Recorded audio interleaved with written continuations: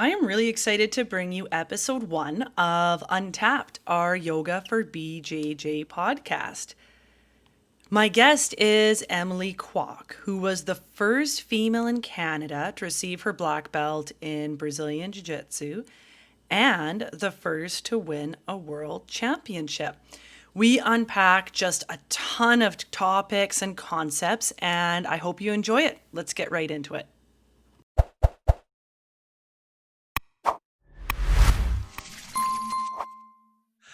It's great to virtually meet you. I know. It's funny. I feel like you've been training with Dave for a long time, right? He's been like my I've been training with him, since blue, so 8 years. But Yeah. my official black belt for like 3, I've been specifically under him. It's funny because periodically when I go back to Vancouver and I'd run into them or I'd see them at a tournament somewhere, we'd always like catch up on stuff, and then he'd be like, I've got this girl who's really fucking tough and I really want you to meet her. And I'm like, man, next time I've never actually been outside of like Vancouver and Whistler and Vancouver Island. Like I've never gone towards the interior. So he was like, next time you come, you have to come through. And I was like, okay. Oh, definitely.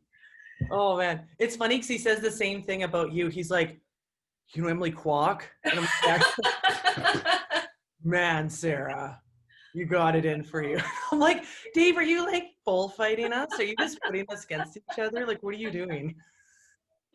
He's it's crazy to think about how long we've been training, and how deep those relationships go. But he, back in the day when I was a blue belt, Dave and there was this great guy named Paul and Mike Schuss, and there was a bunch of them that just really looked after me for a long time. So I have really great memories of spending time with them. So you're lucky, they're a good group of people. Oh man, I didn't know that you knew them that well. That's so cool. How Well, long have you yeah, known them for? I think I've known them. I've definitely, I mean, at least since blue belt, but I would say maybe even before then. I started training with them periodically when Tim, what's his face? The guy that they got their black belt from, his last name's escaping me, but he used to run, yeah. When he had Cocoon Athletics, and then it became the Gracie Baja School, eventually later, I think after I left, on what street? Broadway in Vancouver. I don't know if you ever went to that location. It was But downstairs. yeah. Yeah. Yeah. And so I've known them since then. And I mean, I knew them before, like when they would all train when Tim owned it and Richie Yip was in there. And like, I've known these guys. I've known Tim Shears since he was a purple belt. Holy cow. Yeah. So, and when I was I'm 40 now. When I was 16, I went to see what Jeet Kune Do was in Richmond, and Tim Spears was running a studio with Trevor Clarkson at the time, and they were both purple belts. And this was 1996.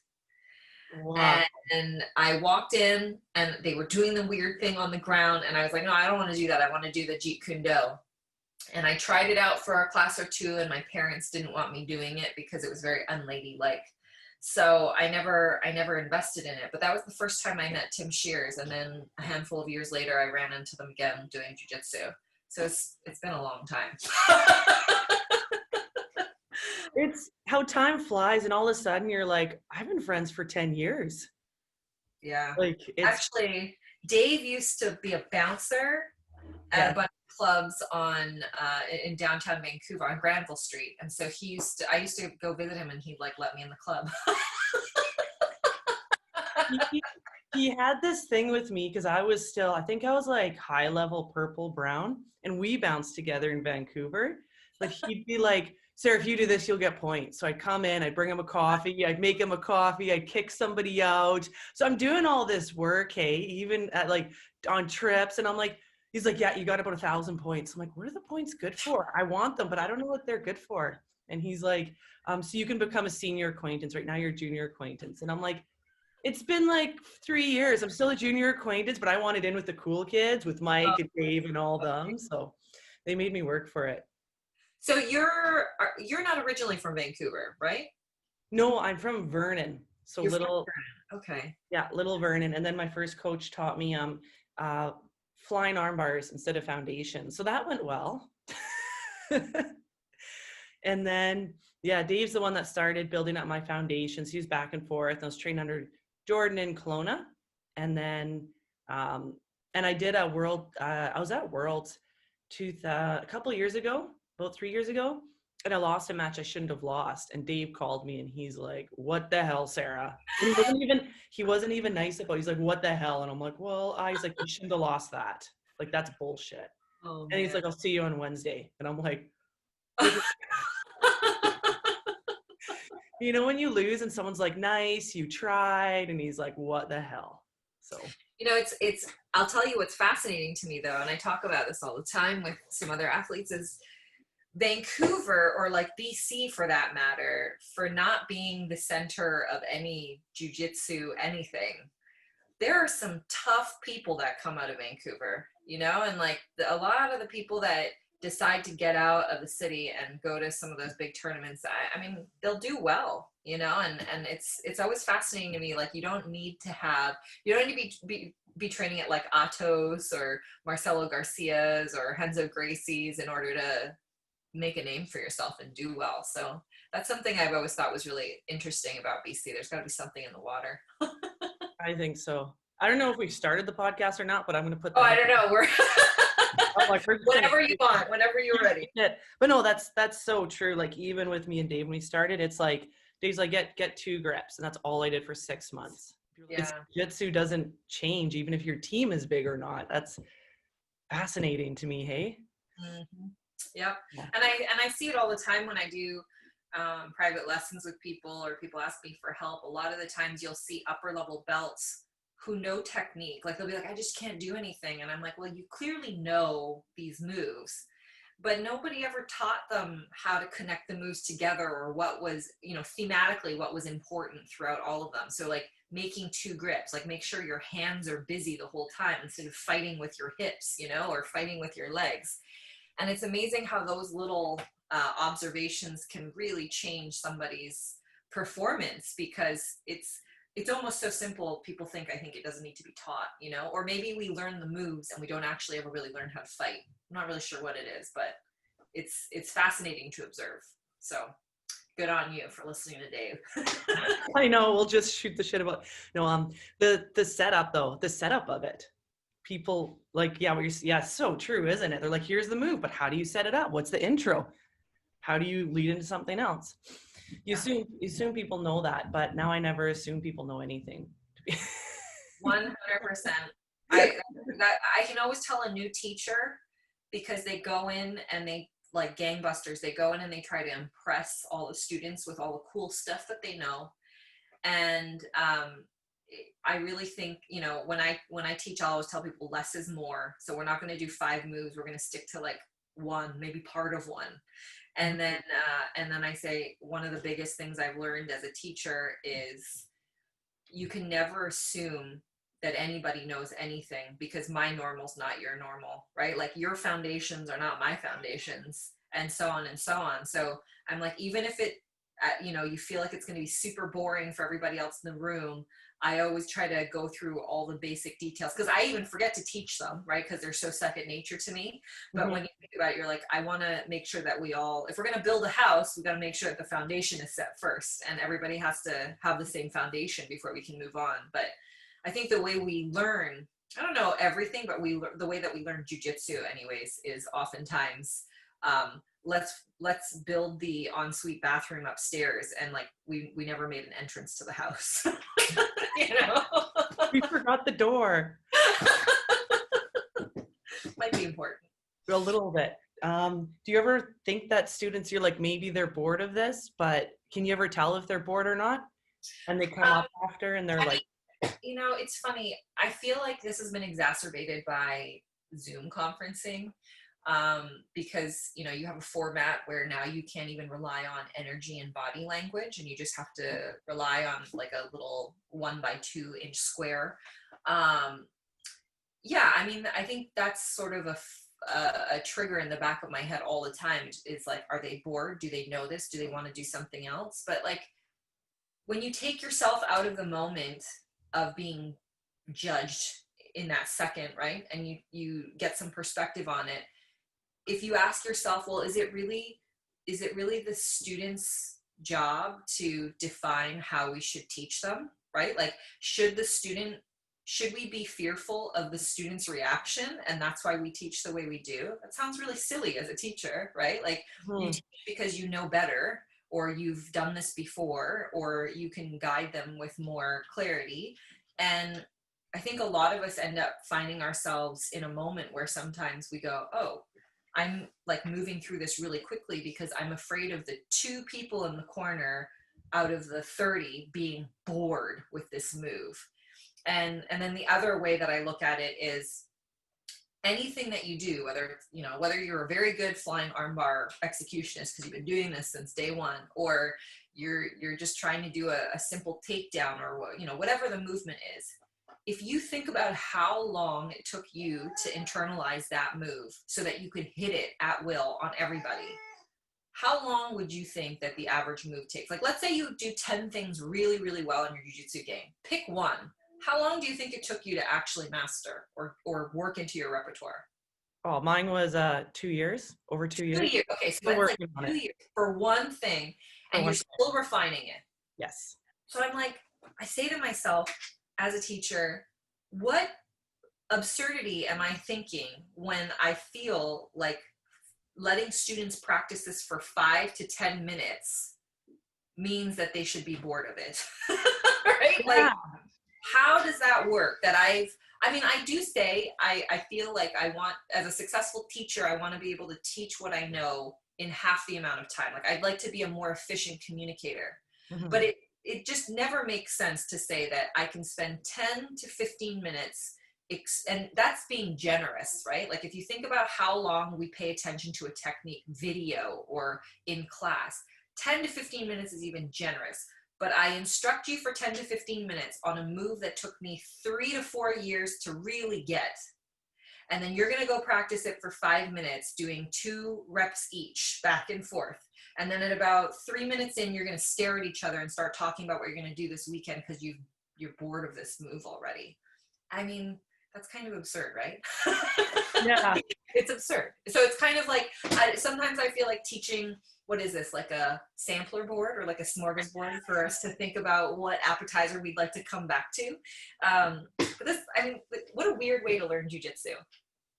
And it's almost like you tell the students they have to appreciate the levels of it, the levels of the technique, like learning it mentally, learning it physically, then the muscle memory, the drilling it, and then the next level is doing it in sparring. Now we got to learn the entrance of it. So it's like, how are you bored of this? Yeah. Well, I mean, this could become a very large conversation. I know.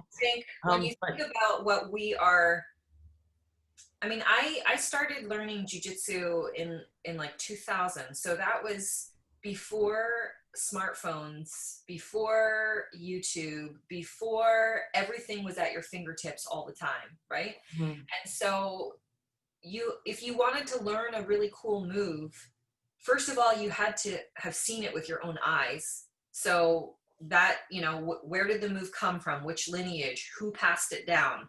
Who was allowed to actually do the move? And there was a shroud of secrecy over certain types of movements as well. Like the culture back then was much more not to share. It was much more secretive, right? Like, I don't share this move with everybody. This is just for us. Don't tell this to your teammates because we want to see if you can do it. And so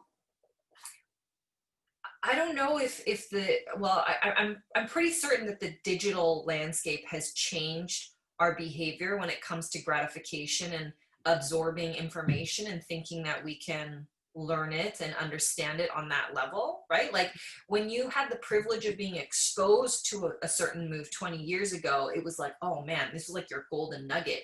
And you drilled it and you worked it because you wanted to be able to do it well. If anything, to honor the people that gave it to you, that showed it to you. But mm-hmm. Now with social media and the internet, you have access to everything, which is not always a bad thing. I think it's great that we have more access to information. However, I'm not sure that people know what to do with that information. And, you know, the disappointing thing is everybody can be an expert at anything now, you know, and I don't know, maybe that'll lead to some great things, but there's certainly a lot of people who think that they're experts that are really not, and they're really not good at doing what they're doing. And they're kind of perpetuating a myth. And it takes so much time to learn something and do it well and to internalize it. And it takes a lot of practice, sometimes a lot of reluctant practice and a lot of hard practice. But now with the way our world is constructed, I almost feel like people can avoid, if people can avoid being uncomfortable or doing something that they don't like to do, they will, you know. And I feel like that part of internalizing and learning jiu-jitsu is lost amongst most of us, because most people don't want to have a hard fight trying to figure it out. And it's gentrified a lot too, you know. So maybe there's a difference between someone who fights and competes and really wants to be able to execute these things at a high level versus someone who's just doing this for health and fitness, and it doesn't really matter to them if they, you know, can do it on everyone. They just want to be able to do it sometimes. But it's, you know, things have really changed, and you see it in student behavior. It's frustrating sometimes because you want people to pay more attention to what they're doing, but they just don't have the attention span for it. Do you recommend, like, having said that, kind of an overview is like there's the fancy type of jiu-jitsu and then there's the foundations. And do you ever look at people and go, oh, that's not worth your time yet?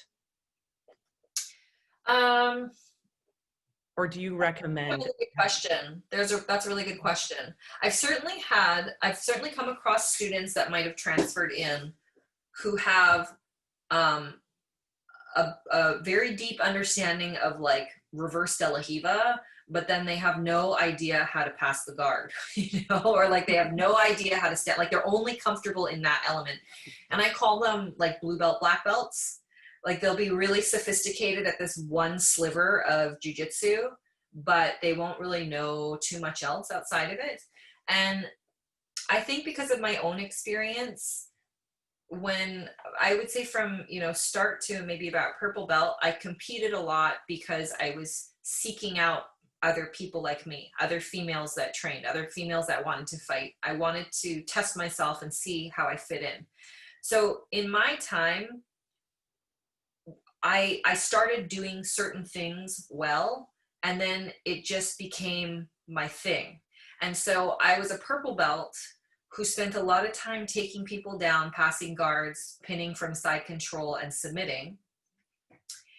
And then when I got to brown belt and black belt, I felt deficient. I felt outclassed because once my formula for success was met with someone who had better skill, deeper technique, and I couldn't just do what I wanted to do at will anymore, I started to recognize the importance of, well, you know, it's not good that I go to the smorgasbord and only get pick up from the dessert bar. I have to make sure that I eat all my courses, you know?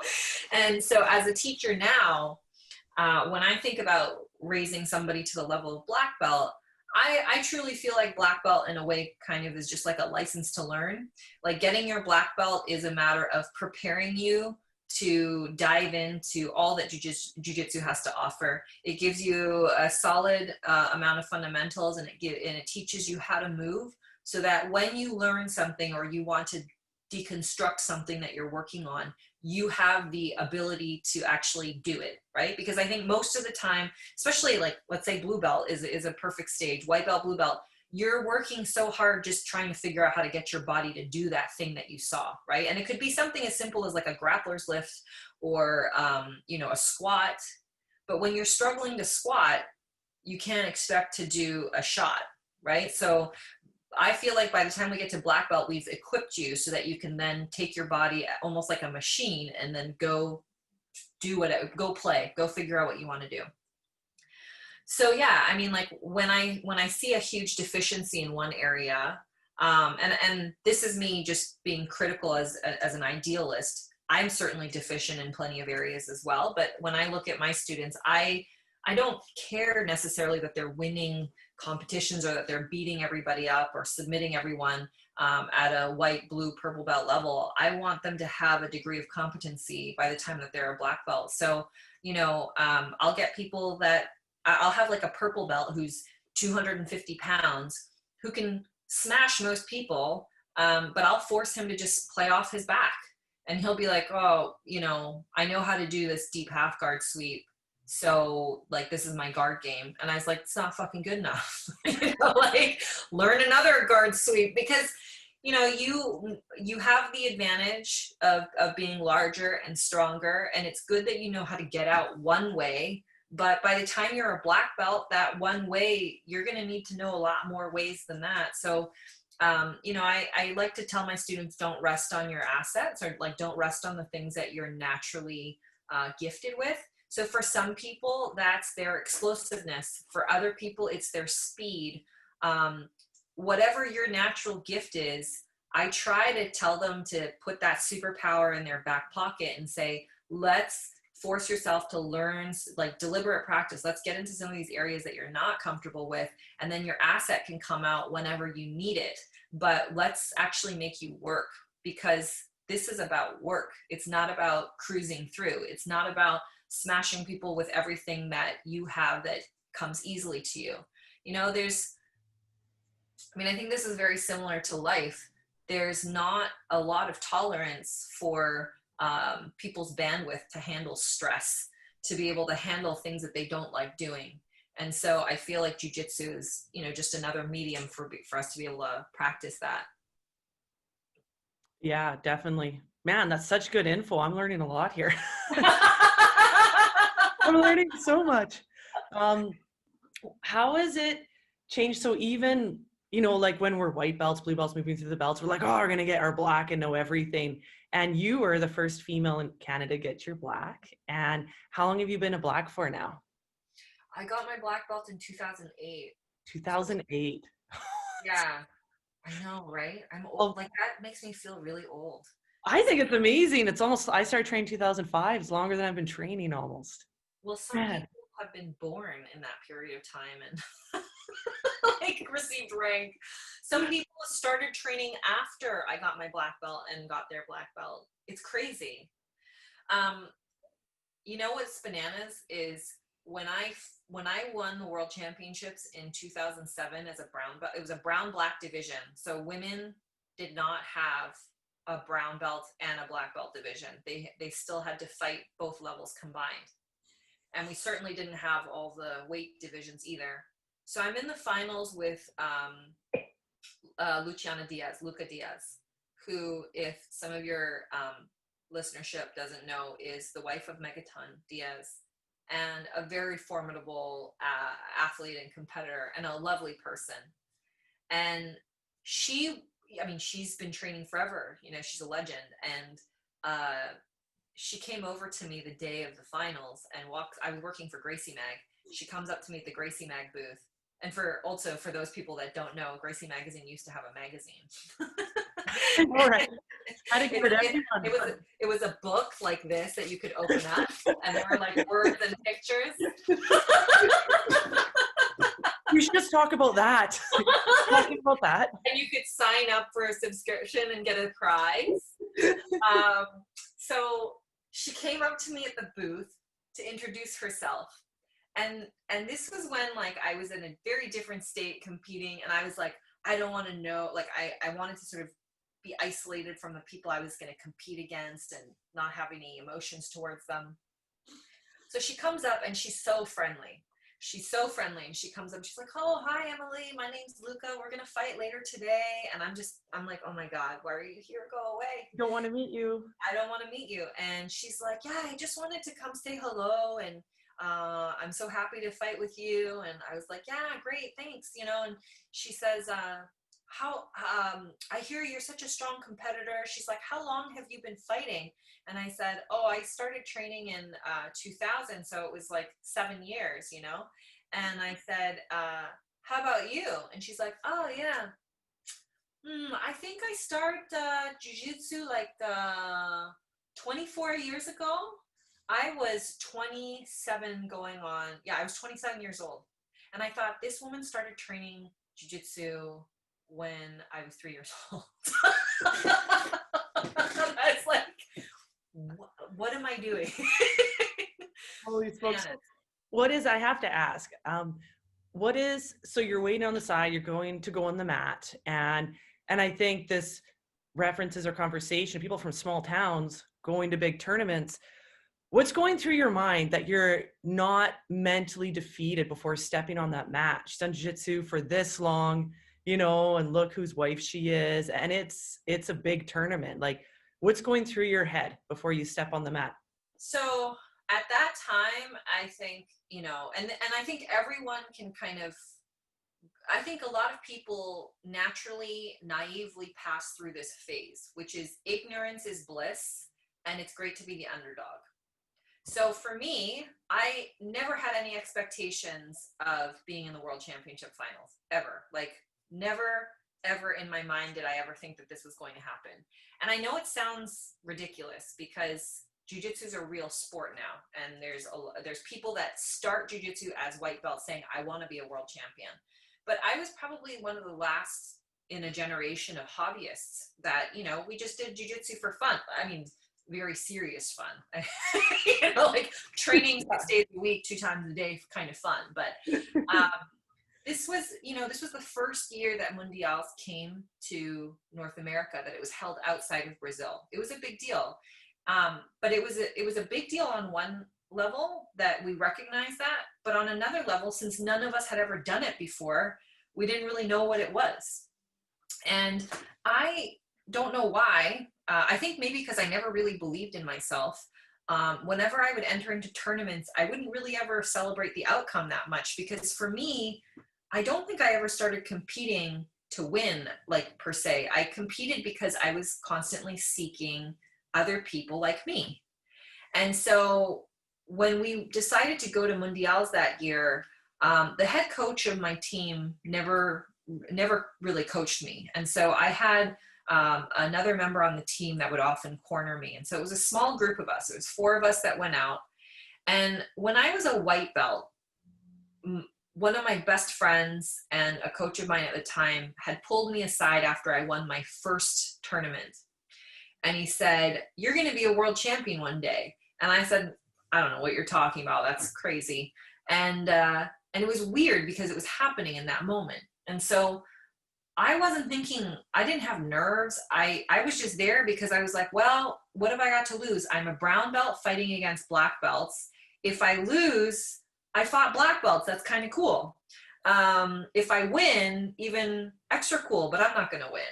And so I just was really thankful for the opportunity. You know, that morning when I looked down from the Gracie Mag booth, we were in the Pyramid in Long Beach, and they had reconfigured all the mats so that now there weren't dozens of rings, but it was just 2 major rings that we could compete on. And so I looked down and I thought that morning, I was like, wow, that's so cool that I'm going to get to go fight there later today. And I just had a lot of, I was just very grateful for that opportunity in that moment. And so when I went out, that's really all I was thinking was, I was like, well, I'm just going to throw caution to the wind and we'll see what happens. I could get my ass kicked real bad, but I'm a brown belt, so what does it matter? And I fought Luca, and, you know, the person that was coaching me at the time had traveled to Brazil many times and was very well aware of her strengths and what she was good at. And, you know, he said, she knows judo, and if she does this, watch out for that. Like, he was very helpful in that moment. And I just went out there and I just kind of took the moment in. And I think that, you know, and now, years later, I work in sort of this mental coaching or like peak performance capacity. And so I've looked into what that is. And it's really interesting that, you know, I feel like once we accomplish something, it's very easy to start locking up, because now that we've done something significant in our own minds, we start to think, well, how do I top that? Like, how do I keep climbing the ladder? And after I won the world championships, I went through a year of not very good times. Mentally, I was not in a good space because of certain dynamics with the team that I was on, and I wasn't winning, I was losing.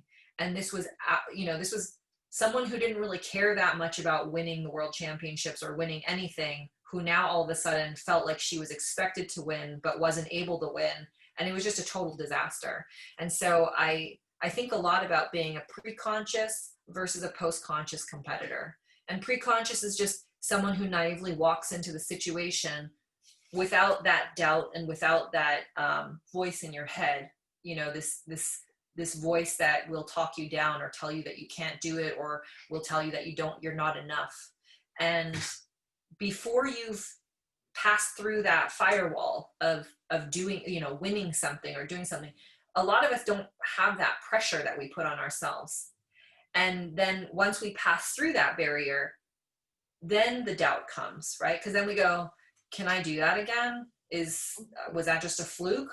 Was I just having a good day, or was the competitor really bad that day? Or maybe I didn't fight somebody that was that good. I probably couldn't do that again if I had to fight somebody really good.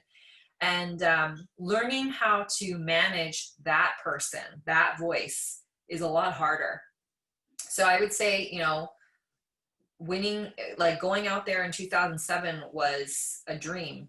But when I returned to competition after a 6-year break in 2018, that was a lot harder, because I had to put back my wins, my losses, what I had done since then, what everybody else was doing since then. There was a whole generation of new female athletes that were coming out during that time, who now looked at jiu-jitsu as real life, like it wasn't just a hobby.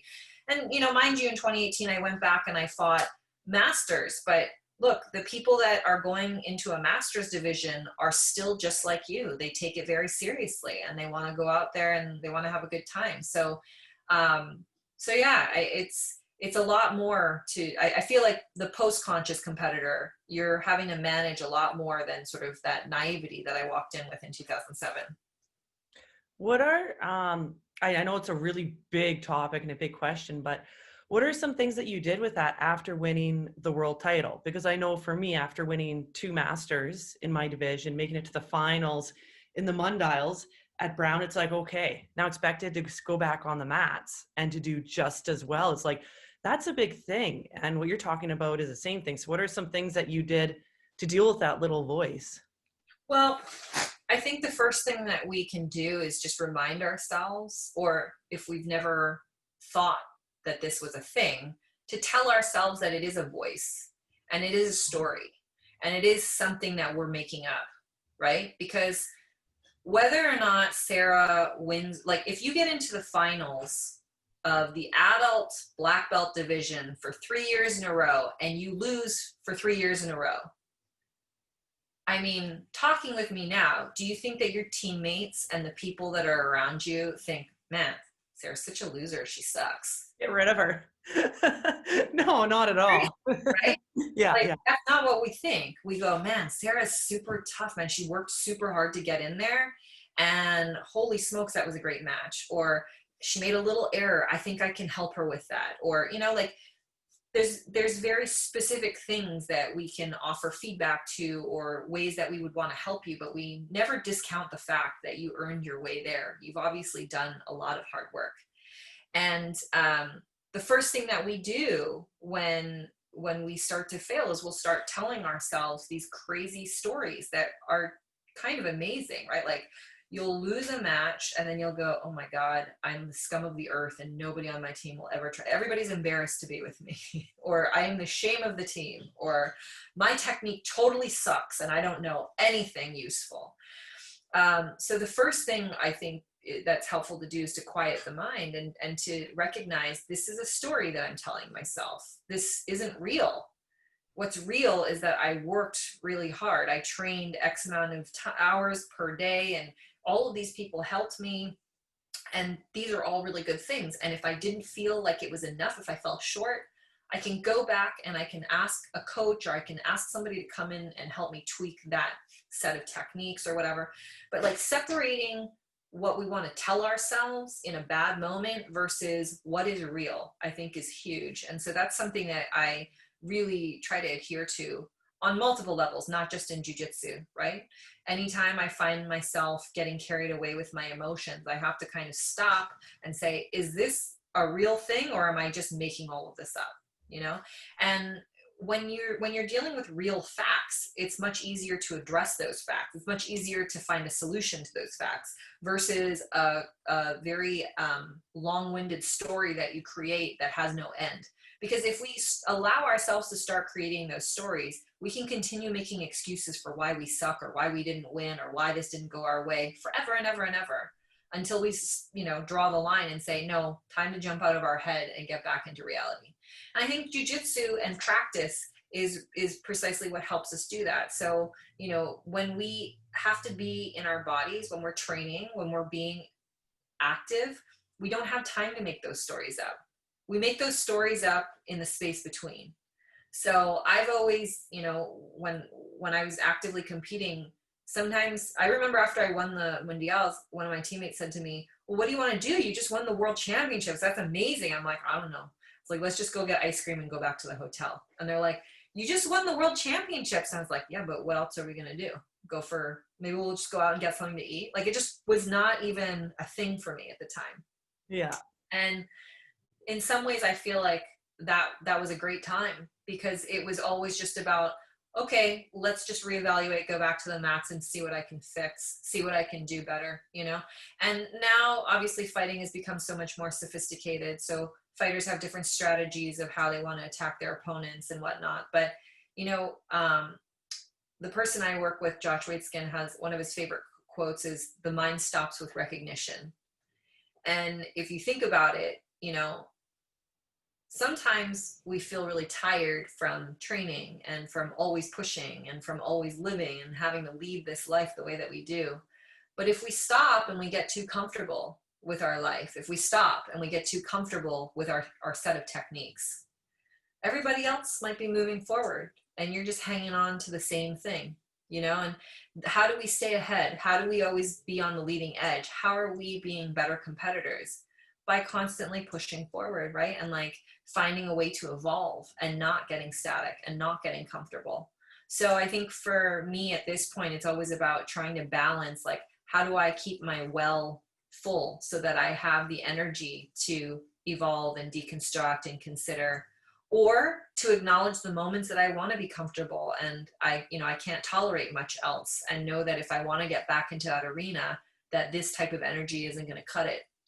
It's really about building more awareness as a fighter, and as a person, just building more awareness for the state of minds that you might be in and the phases that you're going through. And as long as you have that awareness and you know that you need to switch gears to do something differently, then that's all we need to get ourselves in the right mind frame.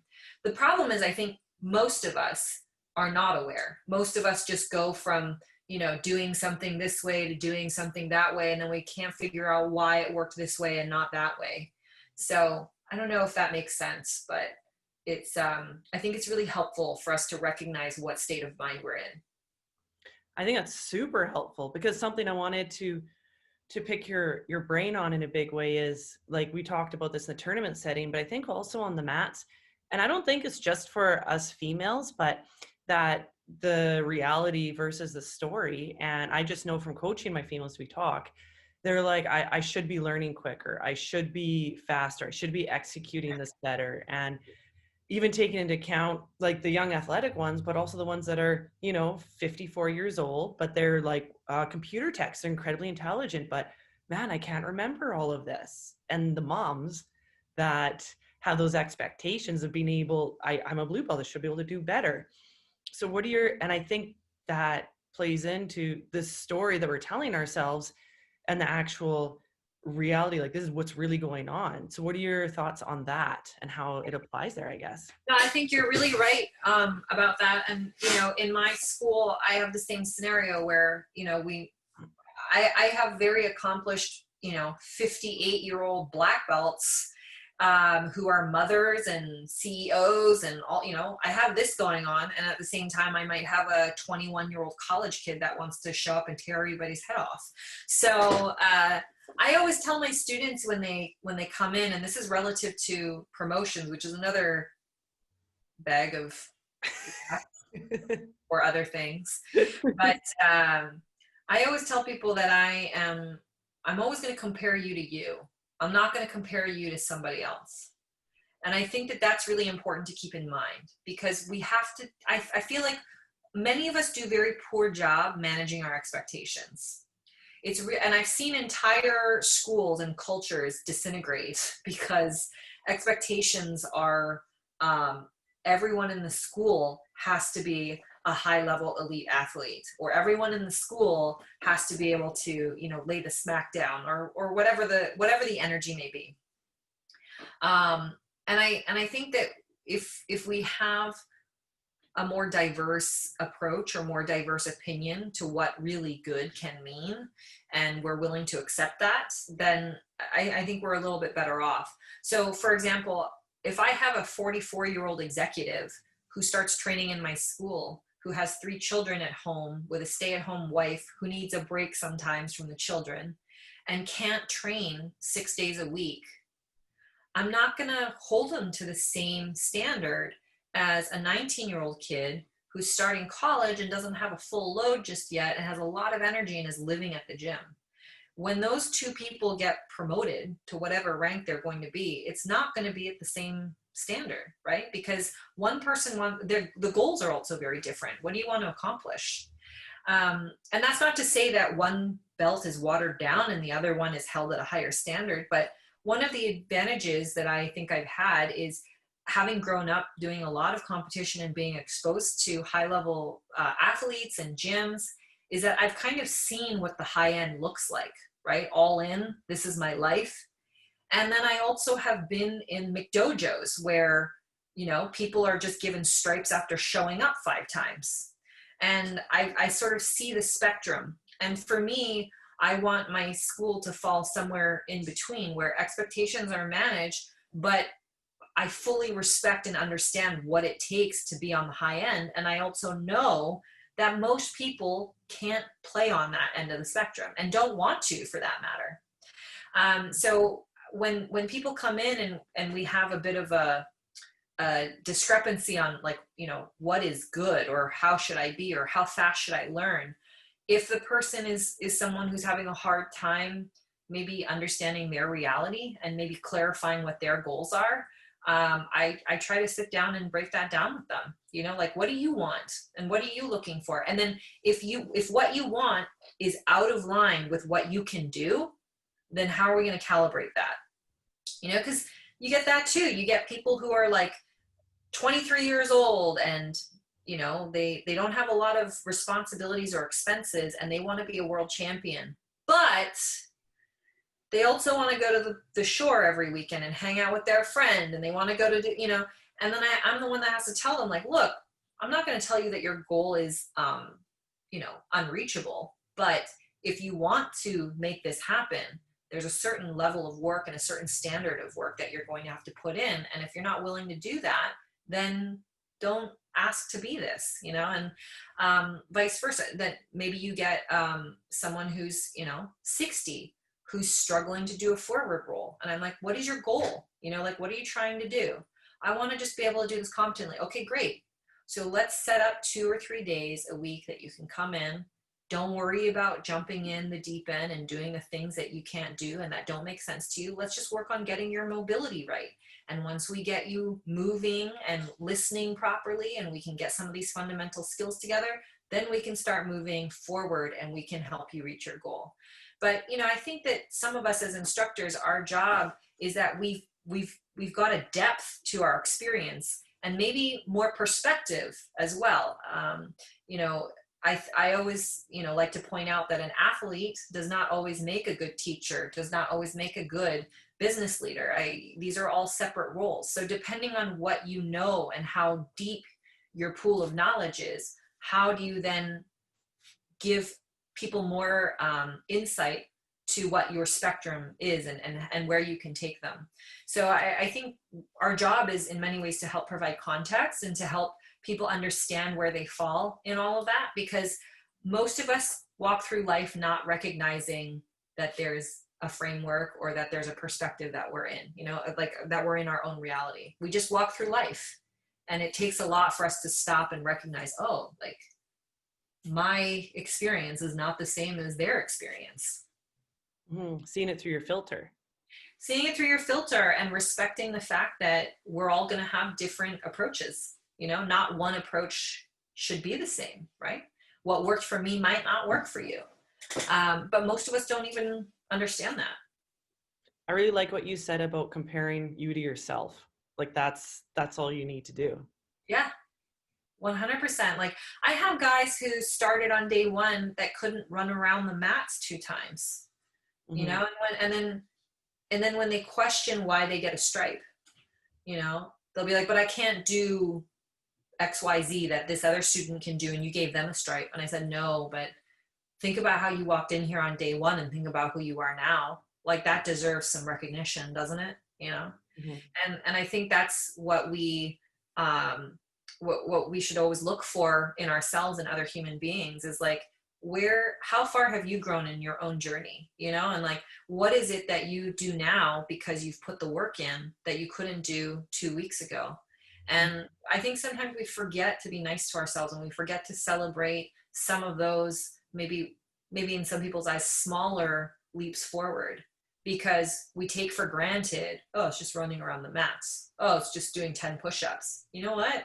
For some people, they can't even do a single push-up, you know? And just because you can, and if your baseline is I can do 25 push-ups and run for 15 minutes, that's great. But somebody else's baseline might be very different from yours. And if they show me that they've raised their baseline, then to me that deserves some celebration and recognition. Because if we want them to be able to keep going, they need to know that the jump doesn't need to be from here to like off the charts. It needs to be from here to here.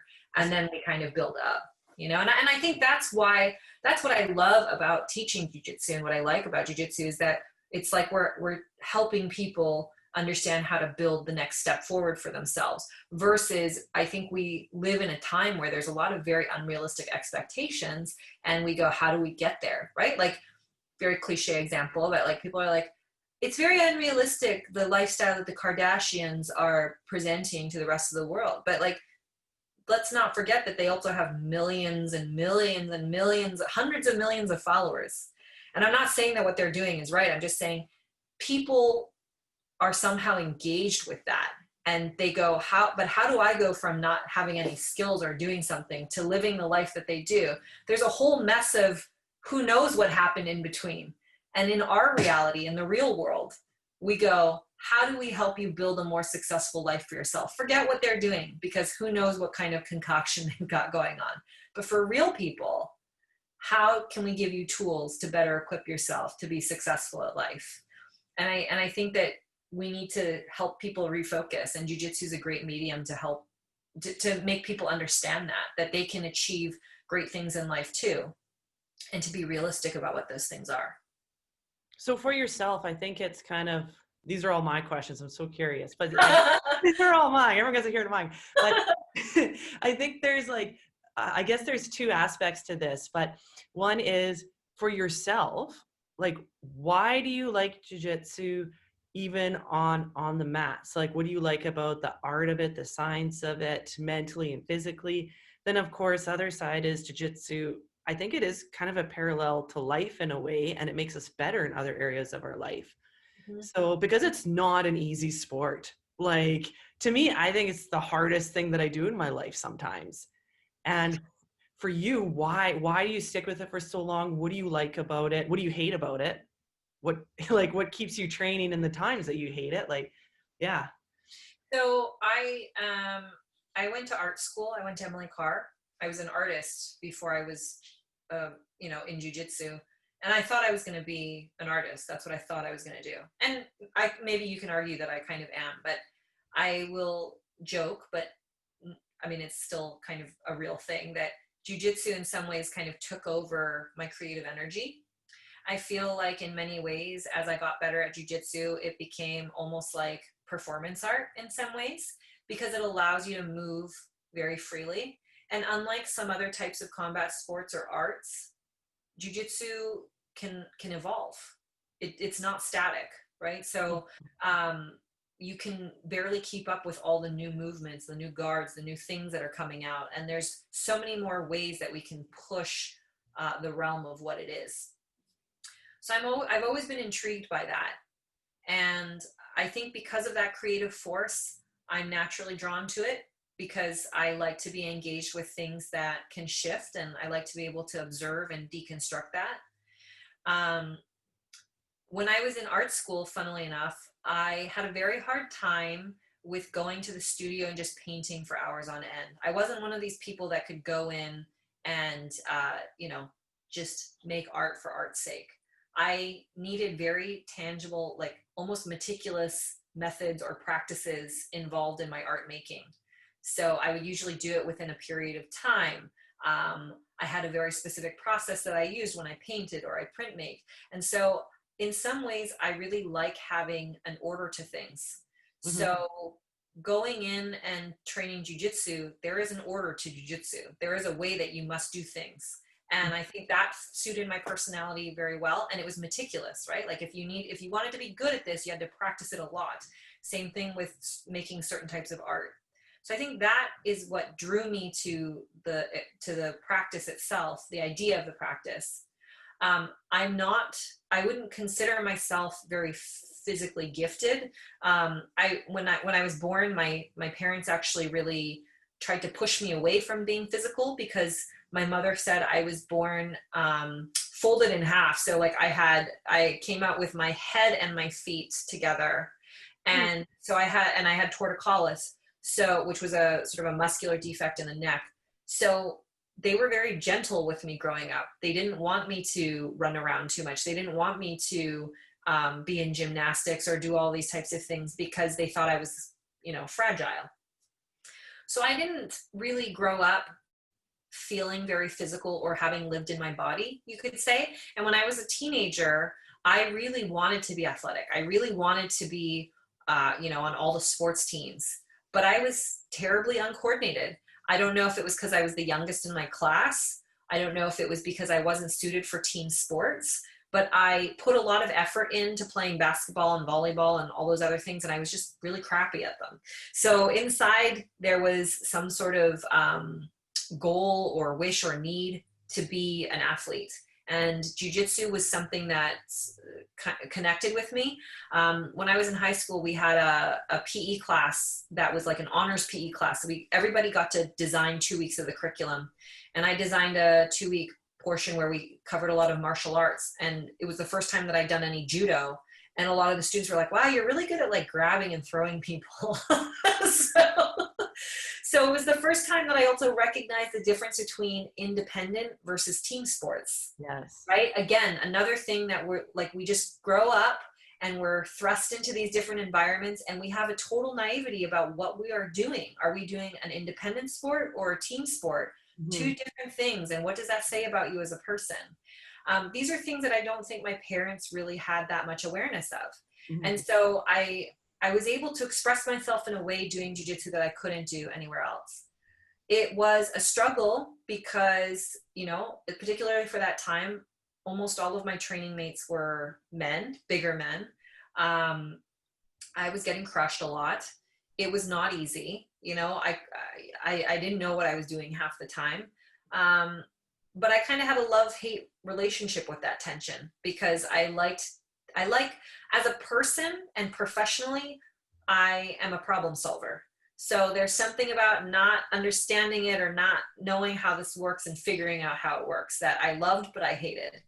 And I think that, what jiu-jitsu does for many of us, why I think so many adults gravitate towards it, and why it's held my interest and so many other people's interest for so long, is I really do think that jiu-jitsu allows us to physically practice and problem solve the intangible aspects of our life, right? Like if I tell you man, Sarah, you're like so impatient. You know, like you have a short fuse. Every time you get into an altercation, you kind of blunder into things because you just get crazy. And maybe if you just learned how to time yourself better and how to be more patient and find the right moment to talk to people, it would be better for you. It's a very hard thing to say that to someone and then say, go figure out how to be more patient, right? Mm-hmm. They go, okay, maybe I'll try meditating. Maybe I'll try going for a walk, but you're restless. But Yeah. the interesting thing about jujitsu is it allows you to put so much more intent and focus and energy into something that you're doing. And then through jujitsu, you can use that as a vehicle to be like, okay, I need to learn how to time my arm bar better. Because if I usually get the setup, but I never can fully execute. So there's something off with my setup. So there's something wrong with the way that I'm putting the whole attack together. So I'm going to just keep trying to work for the arm bar and see if I can make my process a little bit better, right? And Mm-hmm. maybe you examine this over the course of 2 or 3 months. And maybe you don't even relate this to you learning to be more patient as a real person. But through that practice, you start to observe things. You start to see, oh, I need to pressure my partner a little bit to get them to do what I want so then I can get the arm. I need to wait until they exhale until I pull back. Or there's certain things that you will learn about executing your armbar. And somehow that internalizes itself in your body. And I swear it comes out the other end. And as a person, you start to see, now you're a little bit more observant in situations. Now you go, okay, Jimmy's really mad right now.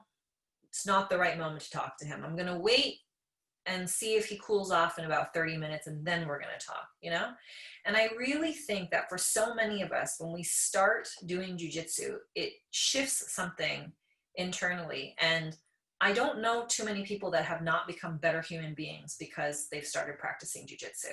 Most people can't explain it, but I don't know a single person that I've heard of anyways that has come back and said, I'm worse off for doing jujitsu. And it also teaches you to respect human life. It teaches you to read energy. It teaches you how to engage with other people's energy. I think that's super important, especially today in a world where things are moving more and more into sort of like a digital transient, non-tactile place. I think it's so important that we still remember how to be human. And what better way to be human than to recognize that we live in a body? Mm-hmm. Man, that's like, even just listening to what you're saying kind of leads me to my next question of like wrestling with guys, because I find that I'm like, okay, I'm going to outmuscle them. I'm like, Sarah, that's ridiculous. Like, I'm strong, but guys are a different breed. Right. But then at the same time, I don't want to like cheat myself, because then I have some, we have like 2 younger guys in our academy. They're just teens and they just tap everyone out with movement. And so it's kind of figuring out, like, what do you do to wrestle the guys and close that gap, because we're not going to outmuscle them, but then sometimes it's hard with outsmarting them. Like, so what is, and you're saying, you come from a hard time where there was no girls to wrestle with. Like, what advice do you have for that? Or what's your thought on that? Yeah, so again, I think some of it depends on what your goal is or like what you're looking for. Increasingly, I meet more women now who say that they want to do jiu-jitsu for like self-defense, right? Like as a legitimate, I'm a sexual abuse survivor, or, I want to overcome, I want to be more empowered in my body. That's very different from someone who says, I want to be a world champion, and like the threat is very different. So I would say, for the most part, as females or as smaller bodied individuals, there are far more people training today than there were 20 years ago. So we're much more fortunate that we can walk into most schools. I won't say every school, but most schools. And we could find somebody, I would think, within a 10 to 20% weight gap or weight discrepancy. I think it's highly unusual to not be able to find at least one person that's within that, frame. So the first thing I usually advise people is like, yes, it's beneficial to train with men, or yes, it's beneficial to train with people that are bigger and stronger than you, because if you are ever attacked, you're probably not going to get picked on by somebody smaller than you. You're probably not going to get picked on by somebody that's weaker than you, you know, normally. And, I won't say never, but most of the time. Yeah, yeah. So if your objective is to learn how to handle yourself under stress with a larger opponent because you're fearful for your life, then yeah, I think it makes sense to train with guys sometimes, because you need to know what that real threat feels like and how to handle yourself. But do I think that it's smart for you to do that all the time? No. I think all the time, what we have to recognize is that we are physical beings and we have physical parts, and that those parts take stress, and we can't take stress repeatedly with exponential more loads of weight or strength or explosive. Like, we can't do that to ourselves without expecting some sort of consequence, you know? I would argue, I might be wrong, but if you're a 225-pound male, if we were to track his career from white belt through, let's just say a 10-year span, white belt through black belt, from a 225-pound male beginner, and we were to take a 130-pound female, I might reckon that if the woman doesn't manage their training partners very well, then by the time we get to the end of the 10 years, the woman might have some severe chronic injuries. Yeah, totally. And most likely the male would not. Yeah. Because when you're much bigger than most people, you don't have to have as much load on your body all the time. When you're much smaller than most people, you are going to overextend yourself most of the time. Mm-hmm. And so I don't think it's smart for us to train that way most of the time. Mm-hmm. If you don't have to, then why bother, right? Like, if your objective is just to learn jiu-jitsu because you think it's interesting and you want to be able to do it well, and you have no ambitions of competing, and you have, the self-defense thing doesn't matter, you just want to be able to do it as an art form, then what sense does it make for you to put yourself in the line of fire with a 200-pound dude 5 times a week, unless you want to learn how to move against somebody that's larger, right? But there's a lot of different types of risk associated with working with all these different types of people. And I myself have chronic injuries now that I had no idea I was setting myself up for way back when. I can't tell you how many times I just took neck cranks and, got dropped on my back or just laid underneath a 250-pound dude because I thought that's what you were supposed to do. And I think also for that time, I wanted to prove that I was tough. I wanted to prove that I could hang in there. I wanted to prove that I could be on the mats just like everybody else. And now I just turned 40. I've had 3 kids. I'm like, I don't fucking have anything to prove to anybody. So like, if I'm not digging the roll, if it feels bad, if you're cranking on me too hard, I'm like, see ya. Yeah. I can't do it. I can't stress my body that much anymore. I spend more time in recovery than I do training, and now after 3 kids, I have like a weird SI joint issue on one side of my hip, and training like normally on one given night with nice training partners will still give me hip problems. So I'm like, I don't want to walk around with a numb foot and like hip pain every day. That's not fun. That's not why I started doing this. So, if I knew then what I know now, I would have set myself up differently if I could have, and so for anyone who has a spectrum, who has a number of different bodies and people to work with, I would suggest sticking with people that aren't going to overextend your efforts multiple times a week, most of the time, and to train with larger partners sparingly, because when you do, you are going to overextend yourself, and you don't want to shorten your career span. You don't want to say, I have to quit jiu-jitsu in 6 years because my neck can't take it anymore. You want to be able to say, I love jiu-jitsu, let's train for 20 years. Mm-hmm. And that's what we're really playing with. And I say the same to young athletes who think that they're invincible and they'll just trash their bodies. And I'm like, listen, don't come back to training too fast. Heal the injury. Make sure you go to PT, because it might not bother you now. It might not bother you in 3 years, but in 10 years, you're not going to be able to walk properly. you know? And at that point, you're still 34 years old, you know? Well, And it's not fun. It's not fun. that's such good feedback because we don't think of that. We don't think of, my future self in 10 years. So that's actually, and my last question for you, I have two more things, but my last one kind of is, I guess our whole conversation overviews it. Like there's so much good, profound information here that I'm learning a lot. I'm like, I don't know how to follow that up. So I'm just gonna keep giving with my next thoughts here because it's so great. But the last one is like, what advice would you have given yourself from when you started? Like obviously times change and times evolve. But what are a few things, if you could have told yourself, that would have helped you a lot? I read a good book recently that has to do with this time thing called Thinking in Bets by Annie Duke. She's a former professional poker player. Oh, okay. And what was really interesting about that was it kind of goes back to thematically what we were talking about, like taking ourselves out of a story and putting us into reality, right? And when you're gambling, it deals with certain outcomes based on the information that you have. And so that there's no, like, you can't read into the future. You're not going to know what hand everybody else has or the dealer has. But there is a certain amount of information that you can take in that moment that might help you make a better decision for yourself in the future, right?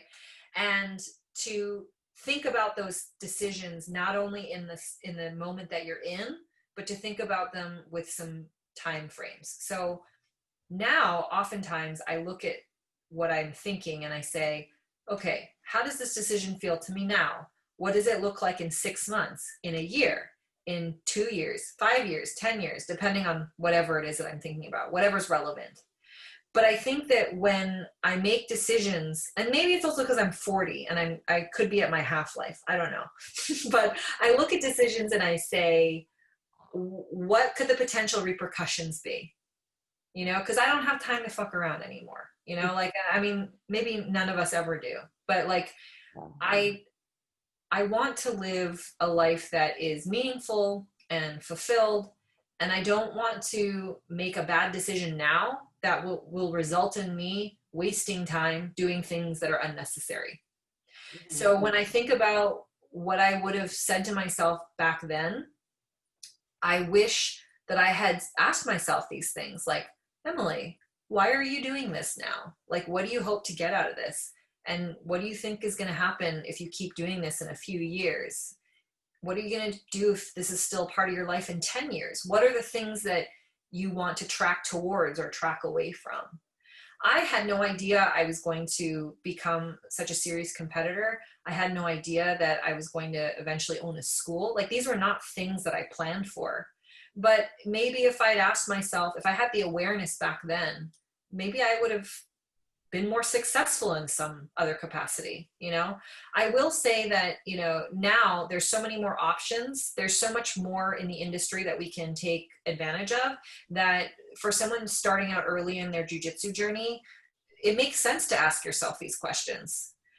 Particularly I think if you are looking to train in the long run, or if you're competitive, there are a lot of unhealthy dynamics and power struggles and politics that occur within teams. Like, just in that scenario alone, if I had asked myself as a white belt, like, what is out there? What is the lay of the land? Where do I want to end up? How can I position myself now so that I can meet my end goal 10 years later?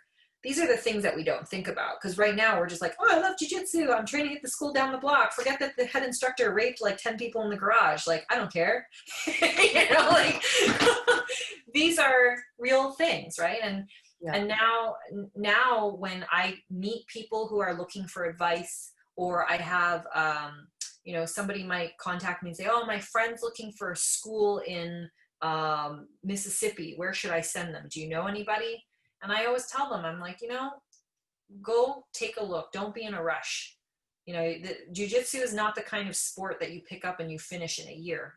The vast majority of people who like jiu-jitsu, they're going to stay with it. They're going to do it for a long time.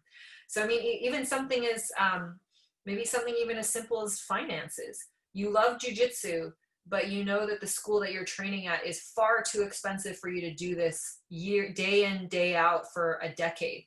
You want to save for school, you want to save for a house, whatever. Well, why don't you go check out another 5 schools and see what fits better for you, you know?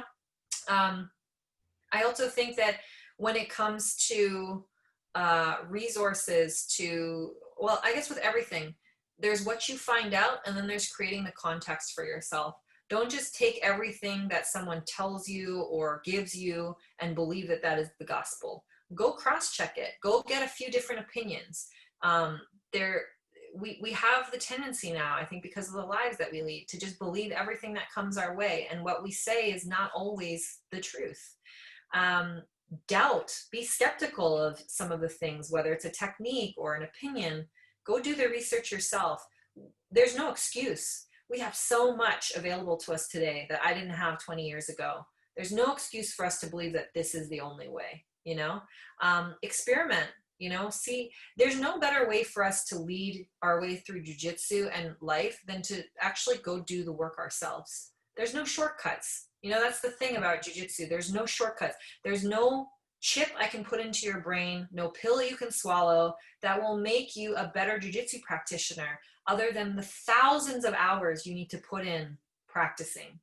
And that's something that a lot of people don't get when they see, oh, that guy makes it look so easy, I can do that. No, you can't.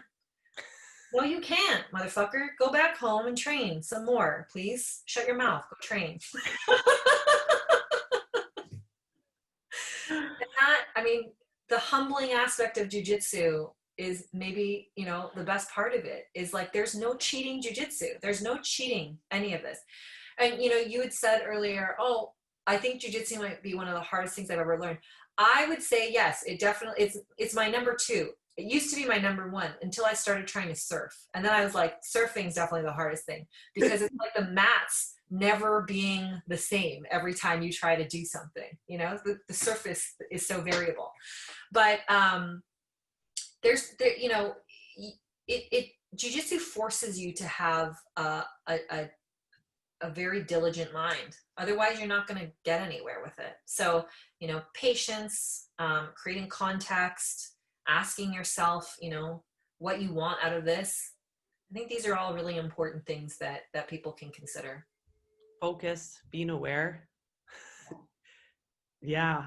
Man, that's so great. So for like, tell me a bit about, because I was listening to your other podcast, you do mental coaching too. You do some of that. Tell me a bit about that. Like, how do you run that? What does that look like? So I started, I guess 2013, I started working personally with Josh Waitzkin, who is one of the owners of Marcelo Garcia's school in New York. And a lot of people know Josh through his chess career. He was the subject of a movie and a book many years ago called Searching for Bobby Fischer. Yes. And he's actually an incredible human being. And I would have to say the biggest impact that he made in my life and that taught me something about coaching is that, you know, we often have this way of putting our instructors or the people that we look up to on a pedestal. And we have to remember that our coaches are coaches. They might be teachers of a particular sport. They might be accomplished athletes, but that might not make them all things. They might not be a sage. They might not be a mental coach. They might be good at teaching you how to do what you need to do. They might not be good at reinforcing your mind on how to do it, or vice versa. You might have someone who's very good at motivating you internally, but lacks the skill and the technique to be able to show you what you need to do. And in many ways, Josh was the emotional support that I had been looking for from many coaches. You know, I had the tendency to sometimes go to a school, start learning from someone, and I would think, this person is going to teach me everything about jiu-jitsu and life, period. Right? Like, this person is amazing. And I think we see this a lot when you go to a lot of jiu-jitsu schools. You can often recognize like a cult of personality begins to develop around the head instructor, whether they deserve it or not. It's a position that they're put into. And when I started working with Josh personally, he had just started a consulting business and he was working in the financial field. And a lot of this had evolved out of him speaking publicly, sharing his knowledge. Similarly, I guess, in a format like in terms of podcasting, sharing general knowledge about his career and what he had learned.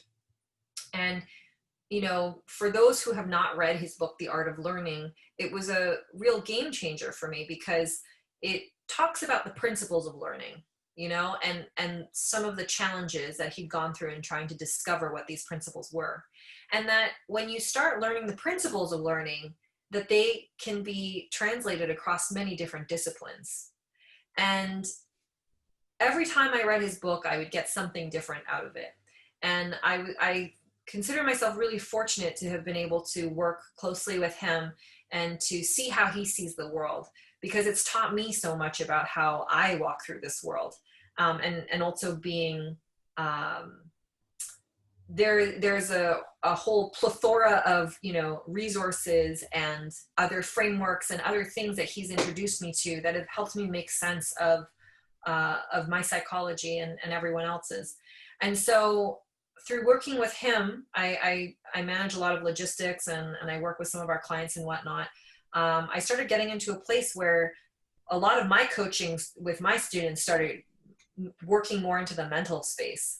And then I started using it on myself, because prior to going back to competition in 2018, I thought I was kind of done with it. When I stopped competing in 2012, I was pretty burnt out and I wanted to have children. I wanted to have a life. Like I was like, oh, there's something outside of jiu-jitsu. And I started doing those things. And during that time, the Masters became a really big tournament, and we were going, my business partner and we were going every year to coach and support our students. And one year I was like, I should probably earn my keep around here. If I'm going to come out and have a good time, maybe I should be competing as well. And so I thought to myself, maybe I would try it. And over the years, having been introduced to a lot of different tools and, mental methods, I started having to walk the walk for our clients. And then I thought, maybe I can see if I could put this to use. And I competed in 2018, and I competed, I think, the best I've ever competed in my life. Like my brain was quiet and I felt really present. I was able to put on a really flawless performance, despite the fact that I had a really bad injury right before competing. It was the first time in my life that I think I was amazed at what I was able to accomplish when I had the right mindset and I got out of my own way. And I was tired for years of people saying, Emily, you're so good. You just have to believe that you're good. I was so broken by something that had happened to me much earlier in my career after winning Mundials. I was so internally broken as a fighter that I had a hard time believing in myself. And so when I thought to myself, if I can make the case for taking myself in 10 years and finding a way to believe in myself again and being able to fight in a way that I never thought I would have been capable of fighting previously, then there must be something to this. And I had people just organically in that period of time, because of DVDs and instructionals and this and that, people would contact me for podcasts and this and that. And occasionally people will email me for help and advice. And a few years ago, I started getting people reaching out and asking, hey, do you do any sort of I heard you on this podcast, or I heard Josh talking about this, do you do any mental coaching? And I was like, I never thought about it, but maybe I can. And I was like, why don't we try? So I started doing it a little bit. And now it seems that there are more and more people looking for it. And it's really, I have to say, it's really gratifying. I enjoy doing it a lot, because it's not life coaching. I'm not here to tell you how to live your life or what you should do, but I'm here to help you find the best version of yourself, because someone helped me find the best version of myself. And so, and like we've been talking a lot during this podcast, so much of this is not, it's not just about getting better on the mats. It's about getting better as a person. How do I be my best self as a person? How does that translate to the mats, and vice versa? So I'm actually in the middle of, I'm almost done putting together a website, a more central place so that people can get podcasts and any articles that I write, because I'm trying to write some more and this consulting stuff. I'm trying to organize that because I've recognized that Facebook and Instagram are just not the right medium for it. Yeah. Like, people are like, oh, I had no idea you were coming to my neck of the woods. I'm like, oh, that's right. You didn't scroll far enough down my Instagram feed to see the post where I announced I was going to do the seminar. So I'm trying to pull, I think I'm going to try and pull off of social media and house my own content. But yeah, so recently I started working with, through the pandemic, I've had people contact me, which has been really interesting. And I'm working with, an up and coming high level, well, actually I shouldn't say up and coming. He is just a high level athlete, Junio Ocasio. And I'm also working with some individuals that are located in other countries that are looking to pull their lives together and optimize themselves. So it's pretty cool. We don't talk about downer stuff. We're always talking about what makes you sort of jacked up and see how we can fine tune it. And I imagine a lot of this, a massive process. People just say, believe in yourself, just those 3 words, right? And you're like, that's probably part of what you do, because that is just an incredibly massive topic.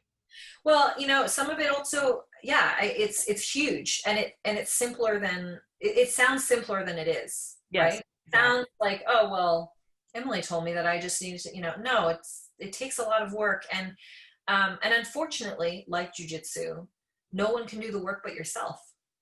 But a lot of us everybody will be inclined to not do the hard work if they're given a little bit of a give. Most people want to be a little bit more comfortable than that. They don't want to internally reflect at what they need to, dial in on.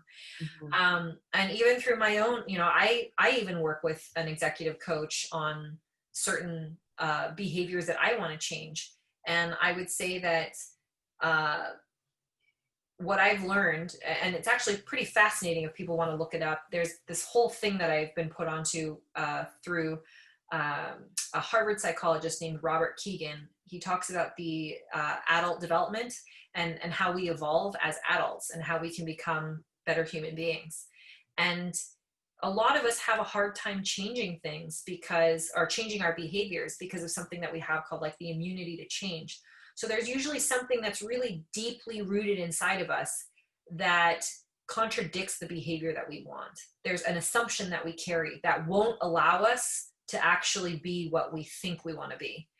And it takes a ton of work and a ton of self-reflection to get to the place where we can repair that or move beyond it so that we actually get the behavior that we want out of ourselves. And it's really amazing when we think about it as like, I'm not trying to fix myself, but I'm trying to like get rid of this, rock in my shoe. Yeah. Yeah. I'm trying to get rid of this little niggle so that I'm not distracted by it and I can actually be better. And like how much more streamlined, how much more open-minded, how much more abundant, how much more optimistic your life is because you are in so much better control of who you are. I shouldn't use the word control. You have better awareness, right? Because life, I think, is really just such a balance of what states we are in.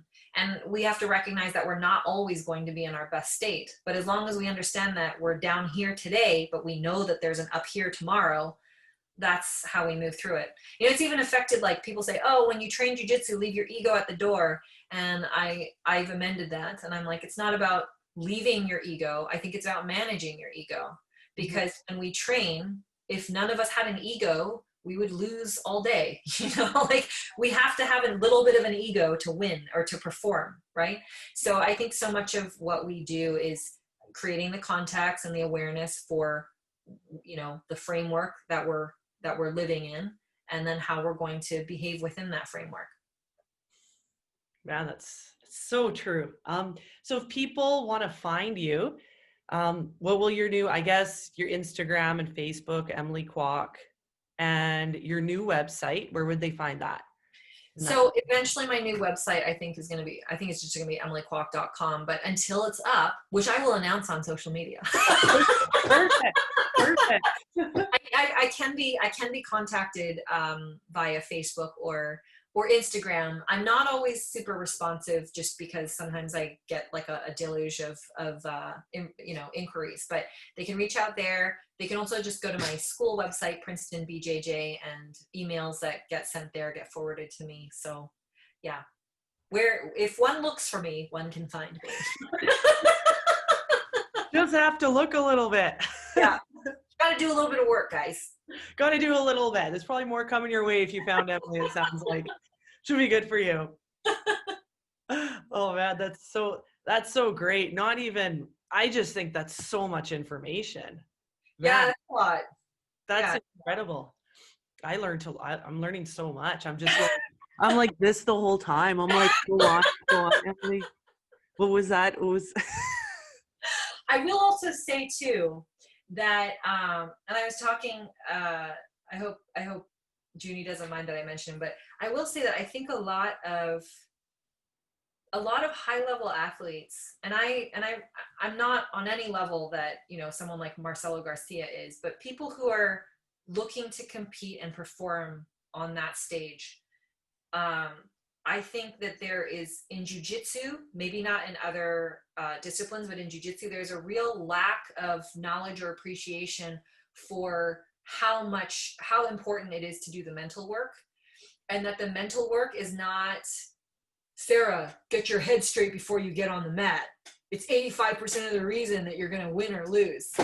That's what we've boiled down mental work to, right? Yeah. Is we think that by someone saying like, you're going to kick ass, that's your dinner out there, go get your fucking dinner. Like that is not the same thing as really being present with the self and understanding, where your strengths and weaknesses are and how to overcome those deep pockets, right? Like it's just so much more colorful than that. And it can be a really liberating process. It's difficult sometimes, to dig in, but it's something that I think is really lacking. And I think that the more awareness high level competitors have of their mental states, the more exciting the fights will become, because you'll start to see people really fighting for the fight. Like they fight to win versus fighting to not lose.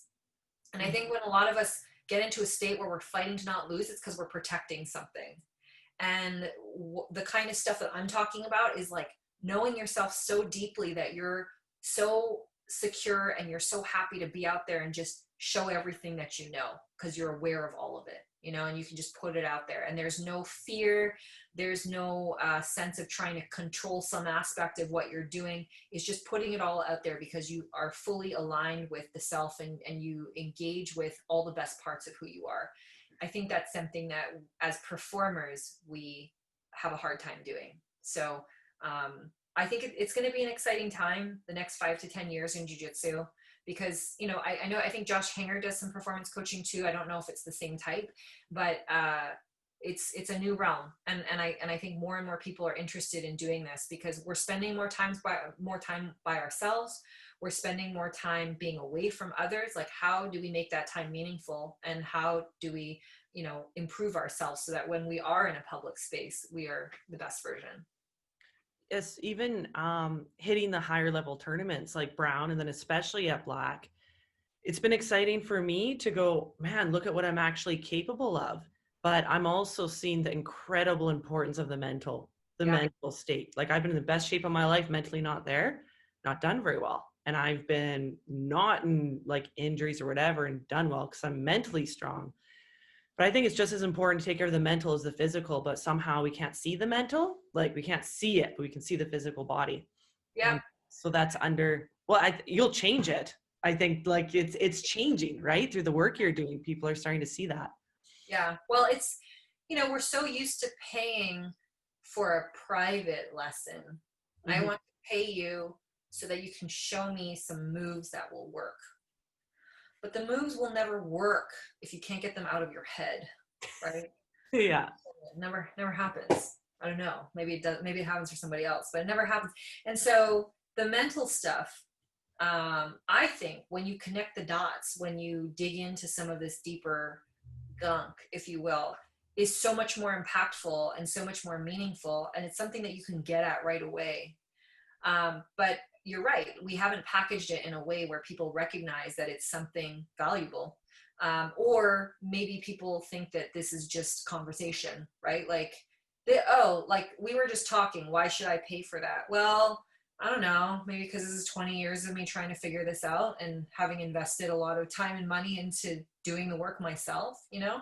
And I think that's where we have the power now to start reshaping, like you were saying. And especially now, you know, with COVID and everything the way that it is, we're not able to engage with people physically as much as we might want to or like to. And people are finding different ways of reaching out and helping one another. And we're spending a lot more time by ourselves, maybe reflecting on what we know and what we don't know.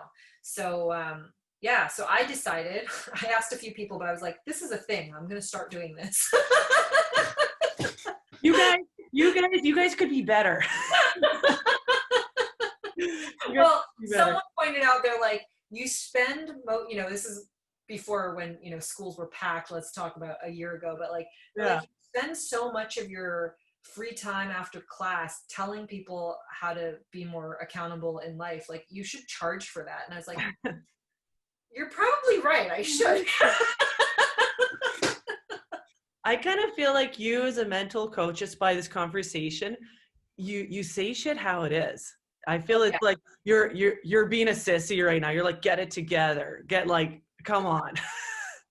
But you know, like you don't BS it. You're like, this is the real stuff. That's probably a better way to phrase it. Yeah, I mean, I think people that know me well, or who have not been afraid to expose themselves to me, know that I'm very candid. I'm no frills. I'll do it with love, you know, like I'll be respectful. But it's interesting. I went through a phase in my career where a lot of people had admitted that they were afraid of me, and I was like, but I don't bite. Like, you know, what is it that makes me afraid? And they're like, I don't know. You just look so serious. And I think I boiled down after doing so many podcasts and meeting people and hearing people's impressions, that a lot, and also having negative reactions too, that again, we are living in a reality where people don't want to see things as they are. People would much prefer to live in a lie or not have to look at what's really happening because it feels better not to. Mm-hmm. And there have been times where people said, oh, Emily's a bitch, or Emily's this. And I'm like, is it because I, you know, shot your foot? Or like, why do you feel this way? And a lot of the times it's because I just said something that was true. Like, I was just honest with you, you know, like maybe you don't know that sleep as well as you think you do. But confronting people with reality is a very scary thing. Most people don't want it. Mm-hmm. So I am not the coach for those people. If you're listening to this and you don't want to hear the truth, don't contact me. If you're not ready yet to hear the truth. Yeah, and it's interesting. I asked a handful of people that are very close to me, who I've also coached or helped in some way. I asked, you know, would you mind writing like a testimonial or some thoughts about like who you think I should work with? And it's interesting. A lot of them come back with statements like, Emily's a phenomenal coach, blah, blah, blah, blah. She works best with people who are like self-motivated and like they're ready to do the work themselves. So I'm not a hand holder, you know, like if you don't do something that you were supposed to do, I'm not going to scold you. Mm-hmm. Right. And it's going to be one of those things where you have to recognize, shit, you know, like I didn't work on the thing that I said I was going to work on. I only have to answer to myself. Mm-hmm. And at the end of that, it's got to be, I'm either going to do the work, or I'm just going to continue to recognize, because Emily's going to ignore the fact that I didn't do what I was supposed to do, that I need to learn how to do this better myself, you know? And that's a hard thing for a lot of people, but I think it's a healthy thing. And maybe it was the way that I was raised. Maybe it was the way that some of my life experiences shaped me, but I have learned that nothing good comes from repressing, oppressing, holding down the things that we don't like about ourselves or other people. And I find it much more clarifying to just deal with reality the way it is and just okay, this is the issue. We've identified it. How do we fix it? Let's get on top of it. You know, that's the way I like to work. But I think a lot of people like to just, you know, live under the rug. And when you lift the corner of the rug, they go, nope, you're not supposed to see that. Nope, you're not supposed to see it. I'm like, okay, well then I'm going to put my chair on top of this rug and work with this person instead. You're not ready yet. Because it is so, I think you don't even realize how, I don't want to use the word damaging, but how much you miss out on by not dealing with reality. Because it's hard to deal with, but I feel like on the other side of fear is, you know, that's everything you want. But it's more comfortable to live under that rug. Like, yeah. Well, it's safe there, right? If you never put yourself out there, if you don't deal with reality, if you don't ever have to take the veil off, you can kind of safely hide in the background and never be pointed out, you know? And that's great. You're never going to be recognized, so you're never going to know if what you did was really amazing or not amazing at all, you know? Versus people who take the veil off and step out a little bit. We can celebrate all the good things, and if they want, work on how to make it better, because there's always a way to make everything better. Or if they're not happy with what happened, say, okay, it's not the end of the world. It was a little thing. How do we improve this? How do we fix this? You know, and it's like people being afraid of standing in the rain. It's just rain. It's not going to hurt you. So the more you're willing to be out there and sort of stand in the elements, you can figure out how you're going to live with them versus stay inside all the time. mm-hmm. But this is not something that you can force people to do. And so when people ask me, oh, should you compete? And I'm like, listen, I think competition was extremely beneficial for me, but it's very confrontational and not in the way that people think it will be confrontational. It's not just confronting the person that you're fighting. It's really about confronting yourself. And most people are really afraid to do that. So I don't think it's my job to tell them you have to do it. If they want to do it, then let's do it together. But if you don't want to do it, just figure it out on your own. You know, it's your life.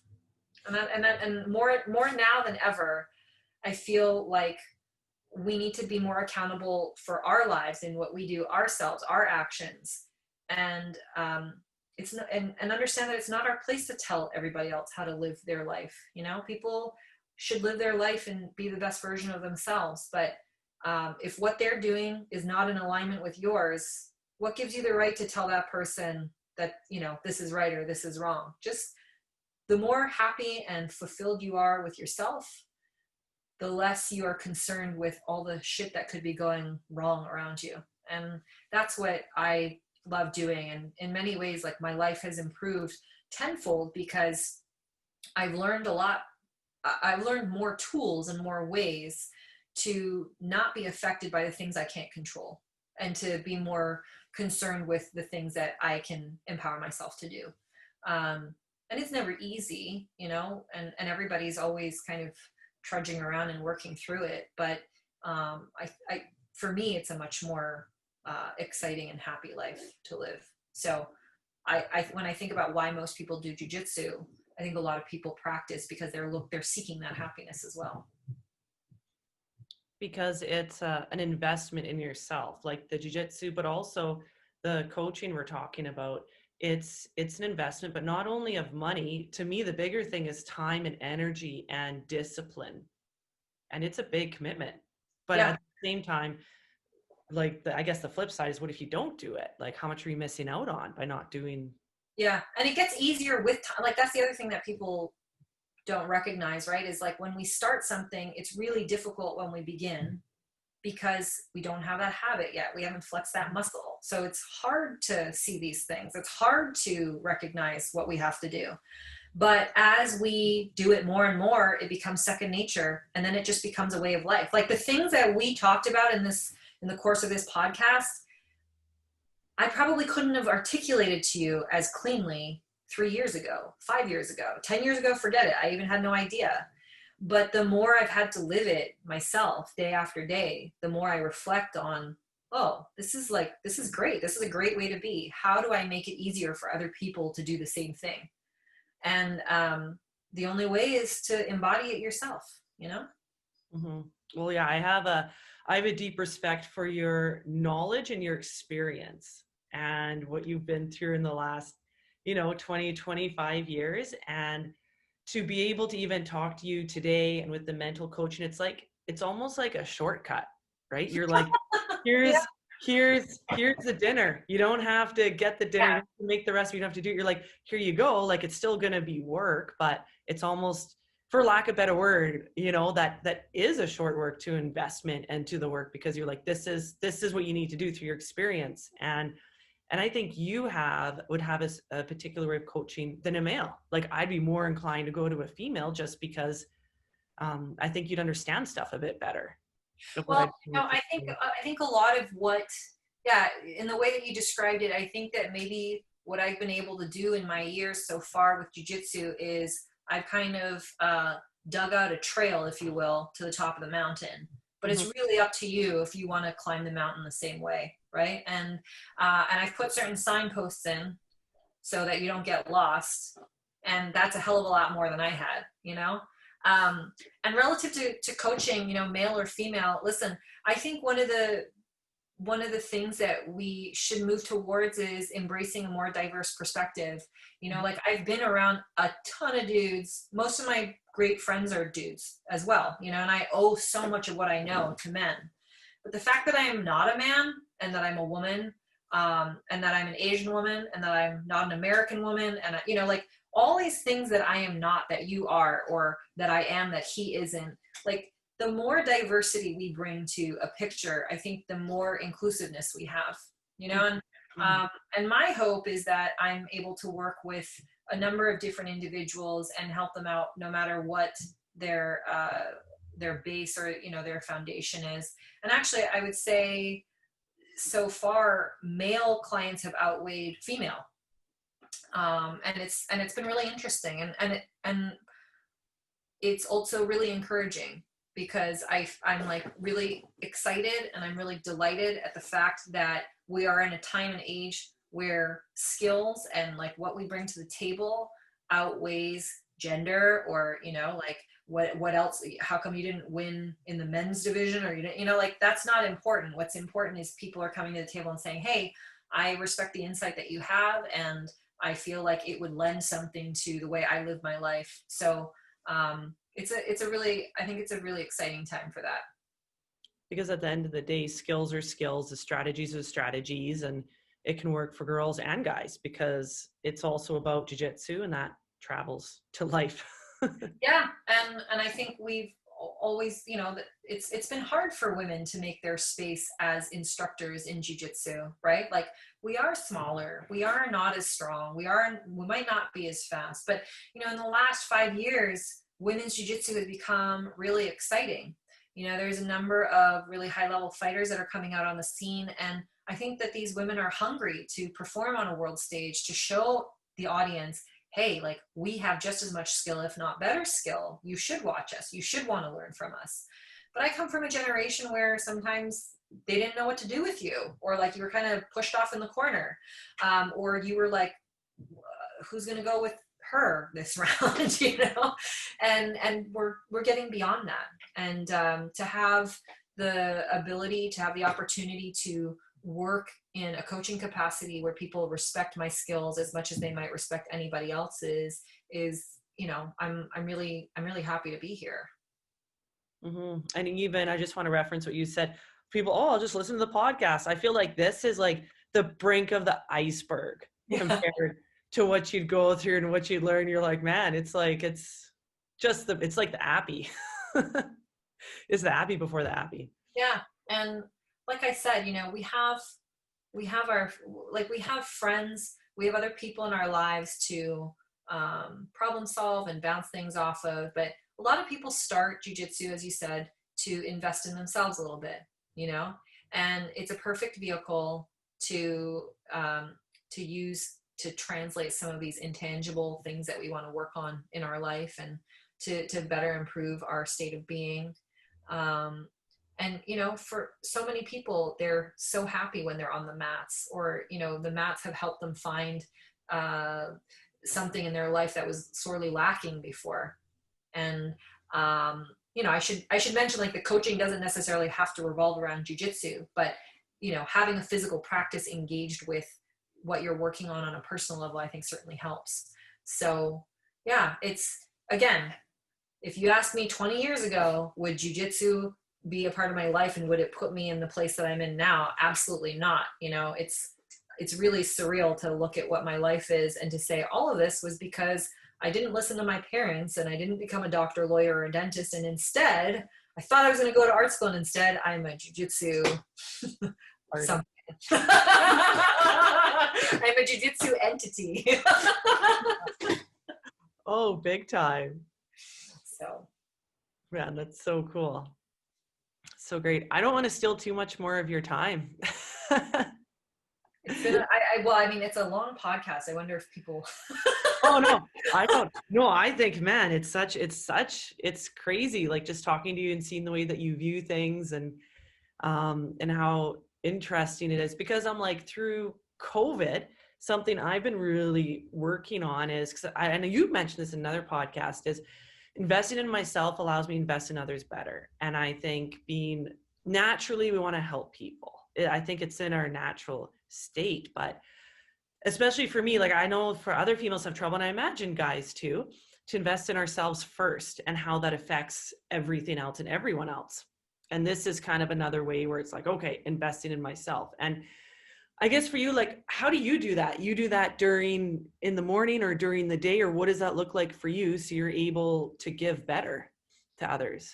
I mean, that's a hard thing to do, particularly with the kind of life that I live now with small gremlin children running around. Yeah. You know, but it's to be honest, it's very difficult with extra obligations that I have created myself with my husband to do all the things that I would have done. Again, it's about having some awareness over the state of life that you're in, and recognizing that when I was single, or when I was with just my husband before children, I could afford the luxury of being selfish all the time. And not selfish in a negative way, but selfish as in I will eat, sleep, you know, poop, pee, train. I will do things as I please because I don't need to answer to anybody else except another grown adult, right? Mm-hmm. So training, sleeping, going to the movies, socializing, doing whatever I wanted to do, I could organize my life in such a way that I got everything that I needed. Thank God I did. Because when you start having children, this is what I would like for myself to accomplish today. This is my day. This is my life. This is who I want to be. And then every 3 seconds, mommy, wipe my ass. Give me something to eat. This happened. That happened. I don't like you. Give me this back. And like in between the yelling and the screaming is, okay, I have to go try to meditate for 10 minutes. Okay, I'm going to go try and like write an email. So I start my day with an ambitious plan of the things that I want to get in. And I boil it down to, you know, if I can set aside 10 minutes to do some breathing for myself now, like just a breathing routine, that will be my quiet time. You know, I'll lock myself in my office and don't bother me. Or I'll arrive at the school a few minutes early and don't bother me. The routines that we create in our lives to make us feel normal or regular or regulated, or to help us optimize ourselves. Again, initially they might be really big routines, and they might be like we need a lot of time to tackle all of this. But as you get better at it, you can sort of boil it down into less and less of a extravagant routine, right? It's kind of like, I was talking to somebody about this the other day. In order for you to compete at your best, some people will say, okay, well, I need to do this. I have a 20-minute warm-up routine when I get to the stadium, and it involves me doing some stairs and some sprints and, you know, some grip fighting, and then I gotta go sit in the corner and listen to my 3 pump-up songs, which takes 15 minutes, and then I go to the bathroom and I have a banana and I do some jumping jacks and I go compete. Okay, so this is maybe a 1-hour routine that may or may not be fully possible because of what the stadium offers you that day. May or may not be possible based on the timing of your brackets or your fight, right? So there's all of these things that you have to compensate for, versus trying to boil down all the things that you need to feel mentally prepared into 5 breaths, right? Like, okay, like all of that big routine that we just went through, we've internalized it and it comes out in 5 breaths, and then boom, you go do it, right? That's kind of what my life has had to be now. There are a lot of things I would like to do, but I don't have the time to do them with the children and managing everything. So I have the luxury of being able to work from home most of the time, outside of if I go into the school to teach. And I have 3 little bodies that I have to manage, and we have pets and things like that. So there's a lot of stuff that's always happening. Ideally, you know, if I had more time to journal and meditate and do breathing routines, like, you know, 10 minutes here, 10 minutes there, this all adds up to hours in a day. I also work out, and I go to Pilates, and I do all these other things to keep my body, you know, in a state of mobility. So all of these things rolled into a week are ambitious at best. And there's just some non-negotiables that I give myself. And that's what I would say for someone who has competing priorities or responsibilities. But if your life is in a more simple state and you don't have to worry about all those extra things, there are a lot of ways that you can structure your day to get more out of yourself, or more out of your week, or to improve, you know, the experience that you're having. So I think it's just a matter of again, what state of life you're in.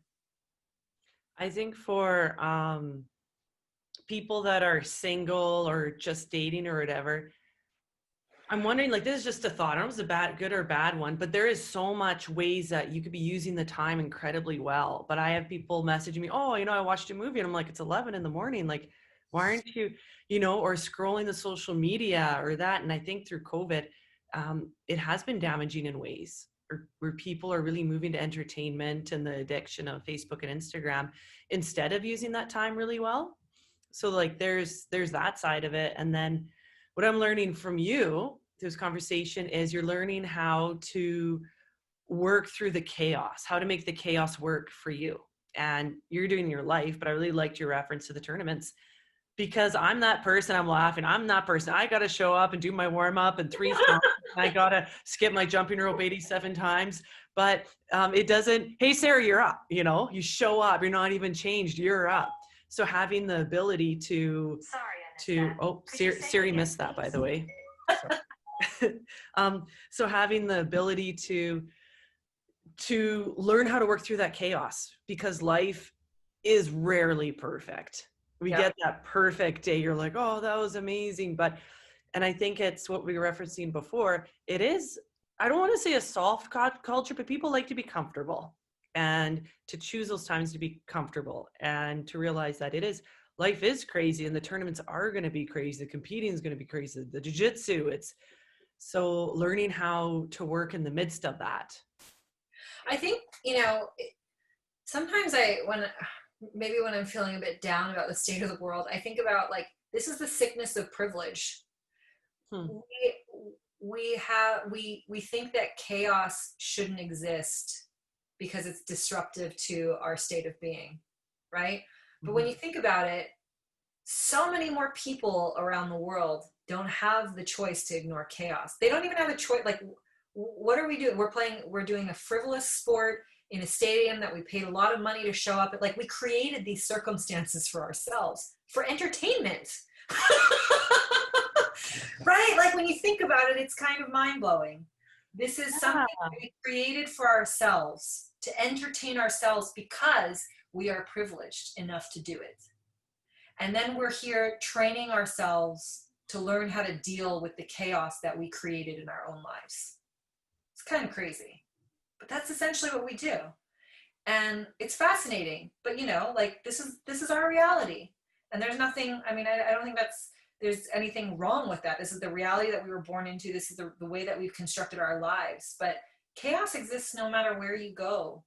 And there's no way to get rid of it. And there's no way to control it. You will never be able to control what is going on around you. But how do you control what's going on inside of you? How do you find peace inside so that the outside becomes less of a burden? that is essentially the key to, I think, being in an optimized space, right? Like I can still be myself. I can still give the best of myself despite all this crazy shit that's going on. Being like the eye of the storm, the eye Yeah. of the hurricane. And well, my first thought is going into tournaments, because I'll be hitting some pretty big tournaments, right? In a black belt, it's hard. You're just like, holy cow. And to be able to not allow the venue, the circumstances, I didn't get my warm up, and even the competitor in a sense to affect what's going on inside, because through that internal work, it's just being aware, being confident, and the journey, right, of believing in yourself. I feel like it's a journey with lots of layers, but that's a big thing that's missing a lot of the time. Like even watching myself compete in my forever years, right? I'm just like, man, that's something that's really big, because I would try to control the circumstance to guarantee a win, but it's like there's no controlling that. It's controlling what's inside, and realizing that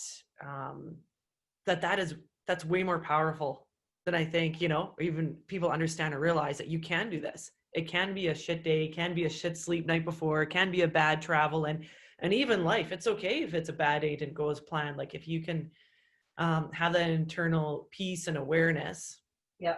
that really helps. And that, I don't know, I feel like it's not just peace and awareness, but being able to have that eye of the storm, I guess. Yeah, 100%. But it's so hard to get there. And Yeah. it's so hard to, once you're there, it's very hard to also maintain that state of mind, right? It's really easy to get distracted. It's really easy to get pulled away and start thinking something else. So, a lot of what I enjoy doing now for work is helping people find that, and giving them some tools or some ways that they can access it, and then helping them believe that they can do it. Because most people go through their life, I don't know, just from my viewpoint, right? Without that, it's always Most extremely. people don't recognize any of it, and it's just, whether it's because we don't engage in things that push us to see it, or whatever it may be. A lot of people don't get it, and some people might listen to this podcast and be like, I don't understand anything that you're talking about. And other people might just be like, yo, dude, like I needed to hear that, spoke to my soul. I'm a changed person. Yeah. So I mean, it's but that's the beautiful thing about life, right? Is it's everybody's living their own life, everybody's walking their own path, and I think part of the beauty is when we walk that path, who are the individuals, who are the people that touch us, and how do we connect, how do we interconnect with all these different people, and what do we learn from each other? And that web, that network will look different for everyone. And it's actually one of the things that I miss the most about living more freely in a world that, we don't have to be so concerned about everyone that we're with. It's something that I actually really miss a lot, because I like being out there. I like touching people. I like being stimulated. I like being in the chaos. Like I like knowing that, and that energy is really, it's missing, or it feels wrong, or it feels awkward right now because of what's going on. So yeah, but when we can do it, it's a beautiful thing. Mm-hmm. I try to think of this as like it's not a fun time, right? Like I think a lot of people are having a really hard time with COVID that aren't mentioning it. Like a lot of people are, and I think it's to use it almost as a blessing disguised, like a shift to begin. Okay, what can I learn about? What can I look at in my life? What can I start realizing? And so, because it won't stay quiet forever, and when we do go back to the real world, for it to be, for us to be like a better version. I really like what you said. Well, I've creeped you a lot, hey. Just so you know, you got a number one stalker. I'm just kidding. But I'm not kidding. No, it was another podcast. You're saying how we expect, you talk about after having kids, but I think it applies to a lot of things like injuries, time off jiu-jitsu, changes in life, where we expect ourselves to go back to what we were. And it's like, no, this is a different version of ourselves. And like, we're not going to be what you were. Like, you need to recognize that it's going to evolve, it's going to change. And it's better. And it's better. It's Yeah. more. It's more. You know, I think a lot of times we look back and we reflect and we say, I wish I was, because we think that what we were was better than what we are now. Mm-hmm. But we're more now, you know. I'm not one of these people that laments getting older. I really enjoy every year that I get to live, because I feel like it makes me a bigger and a better human being. I learn more about the world. I feel more about life. I wouldn't trade being 40 for being 21 any day. You know, when I was 21, I was floundering. And today I feel full, and I love that feeling. And so we make that, I think we make that judgment on ourselves a lot. Oh, I was better then. You know, I was more youthful. I bounced back. I did this, I did that. And I'm like, yeah, but what do you do now that you couldn't do then? You would have been incapable of doing then, because it took everything in between to get you to where you are now. And I think that's important for people to recognize, to celebrate what they are now. Well, even watching you, like, my first thought is going from being like, from winning the world championships to where you are now. It's like, you're not wishing, oh, because this is something I think I'll face too, right? Oh, I'm not athletic as I was in that. But now look at your life. It's like, your mom, you have kids, and you're coaching people, you're helping coaching people. So it's really rich, but in a different way. Yeah. I think that's also, again, the nature of jiu-jitsu and the nature of the self is to evolve. I think it's very unusual and it's difficult. It's not impossible, but like, it's a harder battle to try and maintain what you are for a long time, right? Like, to continue winning world championship levels at this point with 3 children, like the adult divisions, black belt, 40 years old, 3 children in, you know, multiple responsibilities, running companies, whatever. Like, can you imagine what kind of a stress that would put on my life, and also the quality of life I would live? It would be horrendous. I would hate jiu-jitsu. So to maintain the integrity of my love for what I get to do, how do I shift and how do I evolve? How do I take the best parts of what I've learned and make it more? How do I feed into the next generation?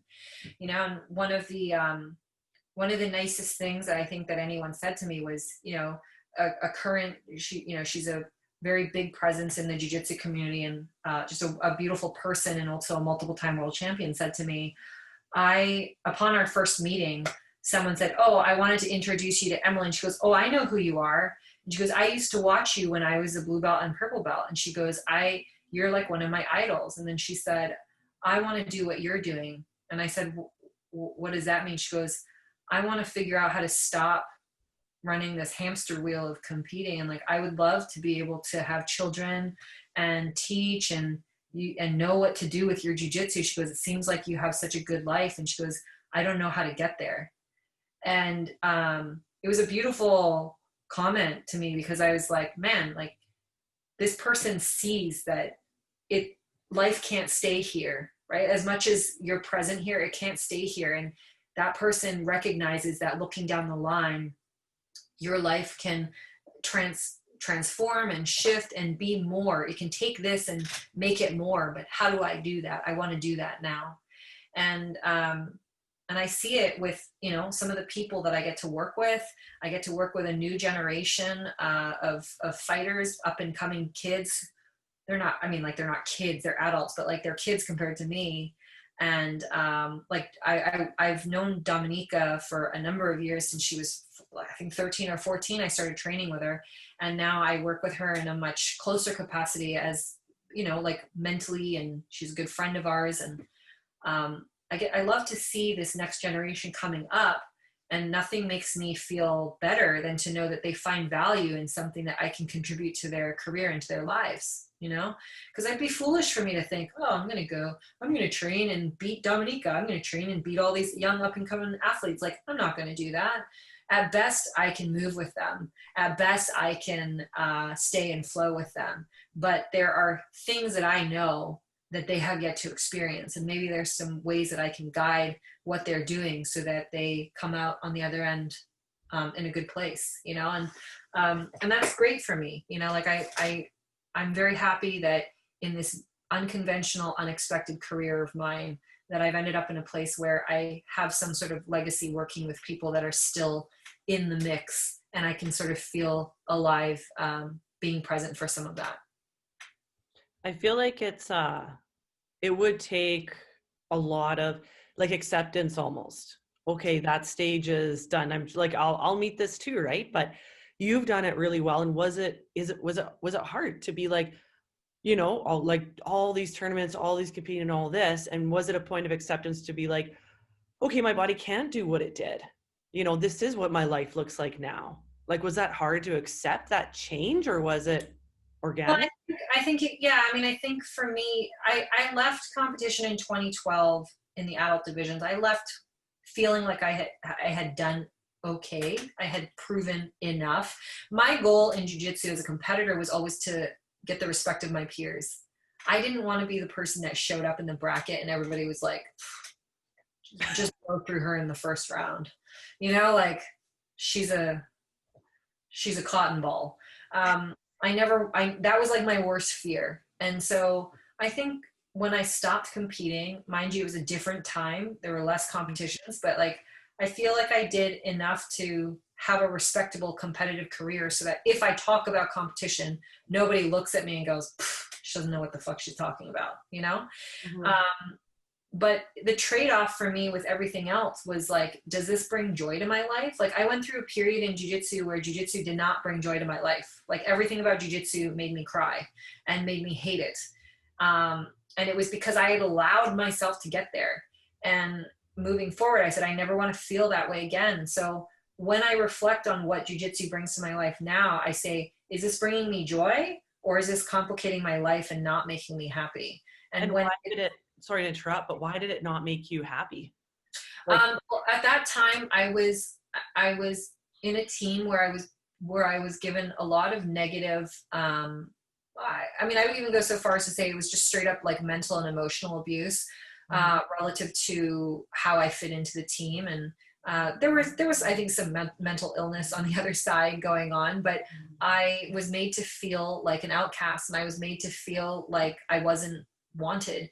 And that was really painful for me because I had moved from Vancouver to Tokyo to New York, and all I ever wanted was to be a part of a team, and also I came from a generation where living in Vancouver and Tokyo, nobody was very possessive about which team I was from, but I had then landed in a situation where all of a sudden, like, if you weren't from that team from a white belt through black belt, you were kind of like damaged goods. And the politics of jiu-jitsu, some of the ugly stuff in jiu-jitsu started to come up, and it really sucked the life out of the room for me. So I almost quit jiu-jitsu as a brown belt, and I was told not to by a number of people throughout my history that chimed in and said, you've got to get your black belt, stick with it, it'll be better for you, don't give up now. And I did, and so I went back and I stuck it out, and I am in a better place for it. But I didn't start jiu-jitsu to feel bad about myself. And I think most people can say that. I did not start jiu-jitsu to feel bad. I started jiu-jitsu to feel healthier. I started jiu-jitsu because I wanted to be a world champion. I started jiu-jitsu because it looked like fun. But nobody starts jiu-jitsu to make themselves feel like shit. And I had allowed this situation to get so out of control that I allowed myself to feel like shit. I allowed somebody else to treat me like that. And the lesson that taught me was I will teach people how to treat me from now on. And the other lesson that it taught me was if I'm not happy, if I'm not enjoying myself doing this, I'm not going to do it. And so when I decided to compete in 2018, I structured my training and I structured my crew in such a way that I was always having fun. I knew the days that I was going to work hard, but I didn't make it every day because I knew that my body wouldn't recover fast enough for me to feel good about that. And I just organize things so that I am feeling good about me and I'm feeling good about my life and what I'm doing. And I'm not creating extra stress. And so it wasn't that hard for me to say goodbye to certain things because I know the amount of work that's involved. I know the amount of stress that's involved. Again, I've walked through that house. I know that framework. I know it. I've been there. And so I have too much respect for the process. I have too much respect for myself and the athletes that are preparing to do those things than to fool myself into thinking that seems like fun right now. And also, what am I going to get out of it at this point? You know, like, what am I going to get out of training my ass off as a 40-year-old athlete to compete on that stage? It's not like it's going to make me a more respectable figure in jiu-jitsu. It's not going to bring me another 100 students. It's, you know, it's really not going to change much. What it's going to change is the quality of my life day to day. And so I start to weigh out what all of these choices mean. And that's what helps me make my decisions. I think referencing back, like going back just a little bit, because I see this commonly, and even for myself, like jiu-jitsu can make you feel like shit if you're not careful. Like in your case, it was the team, but then I think also in my case, it'll be like the standards I put on myself. I have to win every round. And then again, talking to some of my teammates, I should be doing this better. I need to be doing this better. So it can, if you're not careful, make you feel like shit. You keep going back. It's like, I need to get better. But now it seems to be a cycle we don't know how to get out of.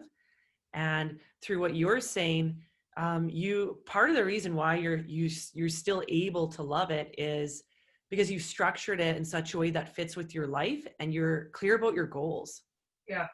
And it's okay for your goals to change.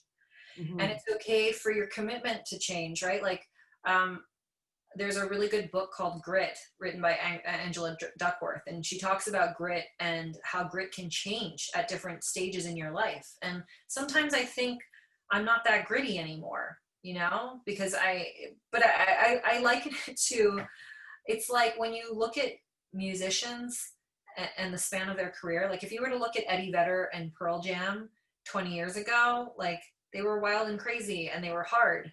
But now Eddie Vedder plays like a ukulele and doesn't want to be bothered with all that. You know what I'm saying? So like there's a point where I think so many of us live deep and we live rich and we live hard. And then we know what it is. And so then we back away and we kind of want maybe a mellower experience, or we're okay living out on the fringe because we know how much it involves otherwise. And I haven't given up jiu-jitsu in 20 years. And I asked myself if I would ever just throw the towel and just be like, I'm done with it. I don't know. I can't, right now, I don't feel like I feel that way, but it does not hold the obsessive importance in my life that it used to. I have a family to take care of. I have things, I have experiences I want to have with my family. And those things are very near and dear to me. And training, 15 hours a week would take away from these other goals that I have. And so I have to ask myself, what's important to me right now? Now, if I want to train for a fight and I temporarily shift my organization of my life, that's one thing. But I don't want to live a life like that. So when I see some of these other athletes that are coming up and putting all the hours in, I just think, man, good on you. Like, I'm so glad you're doing that. It's the right thing to do because of what you want to achieve. But I'm not interested in doing that. Well, you put your time in. You put your time in. I know what it is. And that's enough. And that's enough. And so when people ask me, if I have students that are like, why don't you train more? Or why don't you do this more? And I'm like, because I fucking did it. I did it for a long time. I put my time in. Like 10 times what you're doing. Yeah. And so you don't need to question me about it because I did it. You weren't there when I did it. That's how long ago it was. You were still shitting yourself, just so you know. Because what is your thought on, because I appreciate what you're saying about the process of competing at these large tournaments and even winning them. Like it engulfs your entire life. And it's just, to me, because I'm not, I can resonate with your like high school sports because I wasn't athletic. We had a family of 9 kids. We didn't do sports. So I've had just to work my ass off, right? Which same thing you did. But I think and I'm curious to hear your thought, if anyone had that goal of being a world champion or doing incredibly well on that international stage, if they structured their life in such a way and just worked their ass off, just did the work and did the work in the right way, focusing on the right jiu-jitsu, that I think almost anyone could be a world champion. Yeah. You Look, know? I mean, my life, if anything, maybe you would say the same thing about yours, but I feel like my life in many ways is an example of anybody can do anything. Because if you had asked me whether a child that was born the wrong way with Yeah. torticollis, that was raised not to believe that she could do anything physical with her body, would one day become a world champion and actually do something with it, like, that's just a long shot, you know? So when anyone comes into my school and may not even have ambitions of competing and doesn't really know what they're capable of, like, I look at anyone and I think you have all the potential in the world to do anything you want to do if you want to do it. It's just if, and can you focus yourself? And I wonder if it's becoming even harder nowadays because we've been taught through social media the quick fix, right? Everything's quick, everything's fast. Get your black belt in 20 days. Like everything's quick, right? So, but this goes back to just the old fashioned work. And it is hard to do it. Yeah. To, Yeah. And I think, you know, that's the beautiful thing about jiu-jitsu. You'll never be able to escape a lot of that. You know, maybe somebody else will have 50,000 Instagram followers and you'll have 5, but if you put the work in, jiu-jitsu will usually give it back to you, you know. But it's finding the right guidance and wanting to have the right voices around you. and to balance the life, like you're saying, in such a way, in accordance with your goals, in accordance to what you want. And I think that is a massive takeaway. Like I have like one girl, she's a mom, she's a blue belt, and I just love her to death. But then she always gets frustrated. She's like, why can't I do this? And why isn't that really good? And I'm like, well, I'm going to ask her, what are your goals? What do you want to achieve? Like, do you want to be a world champion, or do jiu-jitsu to better yourself, or fitness? Like, what do you want? And that's massive. Yeah. And I think as a coach too, it's much easier when you ask your students what their goals are and you help them meet their goals versus you help them meet your goals. Because as a coach, you think, oh, this person's so good. They're going to be like this. They can do that. Oh my God, this person doesn't even know how amazing they are. But that's a story you just wrote in your head about what that person's life should be. And they could just be like, I don't want to do that, you know? So goals and expectations are huge.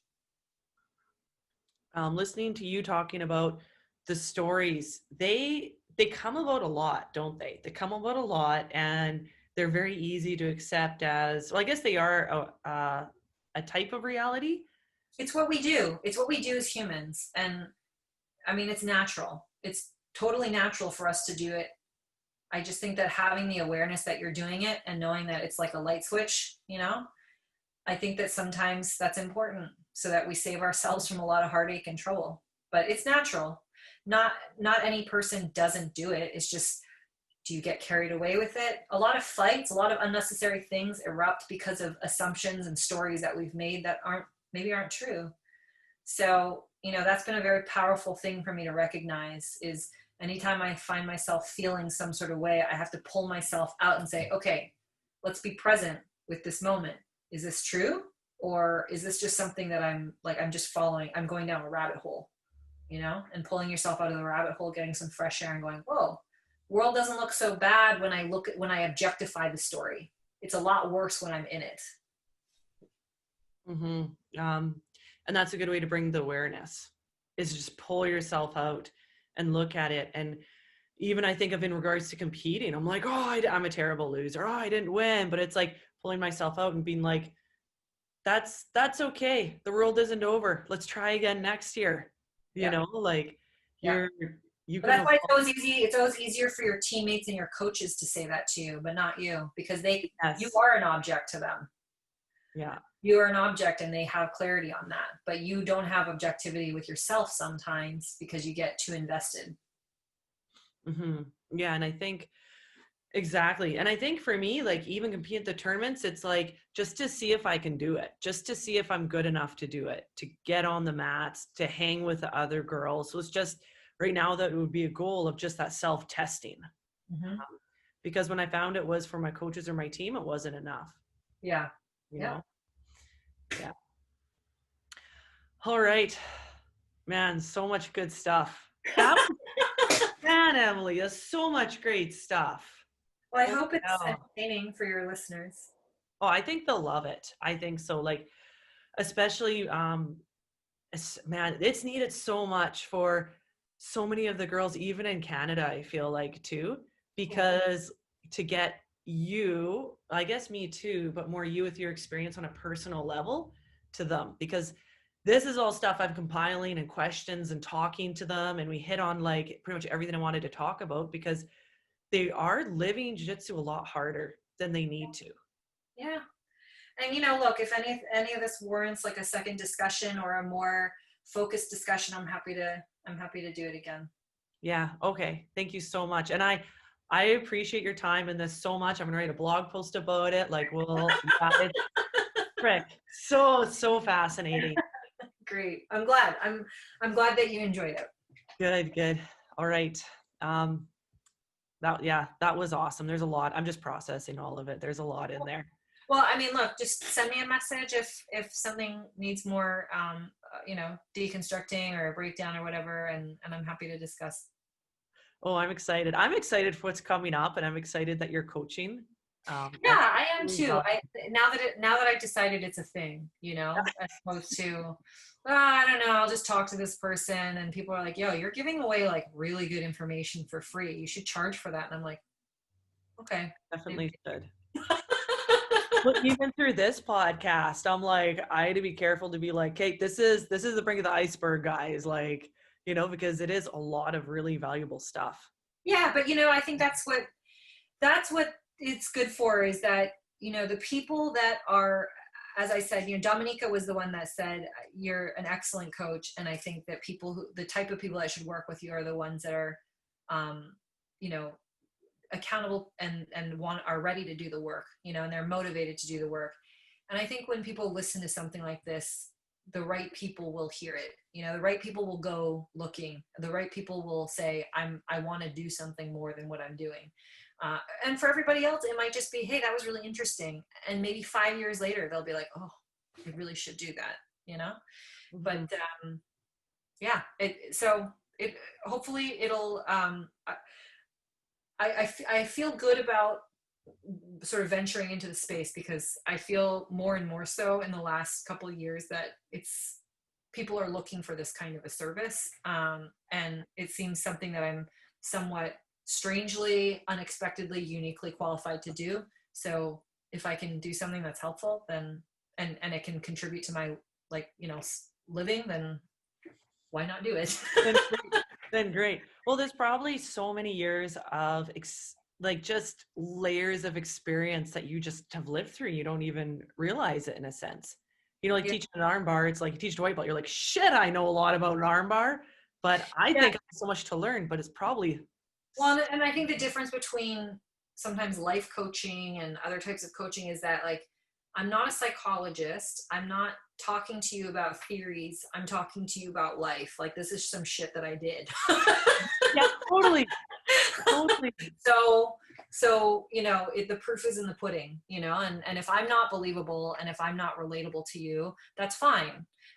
But I did it. So I can't tell you to do something I didn't do myself. Mm-hmm. I would never ask you to do something that I haven't, invested myself in. So yeah, so I feel good about that part. I don't have to, there's no airs about what I'm doing. No, not at all. And I feel like what is happening, that was really interesting too, is you're talking about jiu-jitsu, and that it carries into other areas in a really big way. So even if you're coaching, you're like, hey, I'm coaching just jiu-jitsu, and the psychology behind it, you're like, it'll carry to other areas naturally. Like today's podcast, I feel like we've ton of life experience stuff in there, living under the rug, and that just came from talking about jiu-jitsu. Yeah, absolutely. Yeah.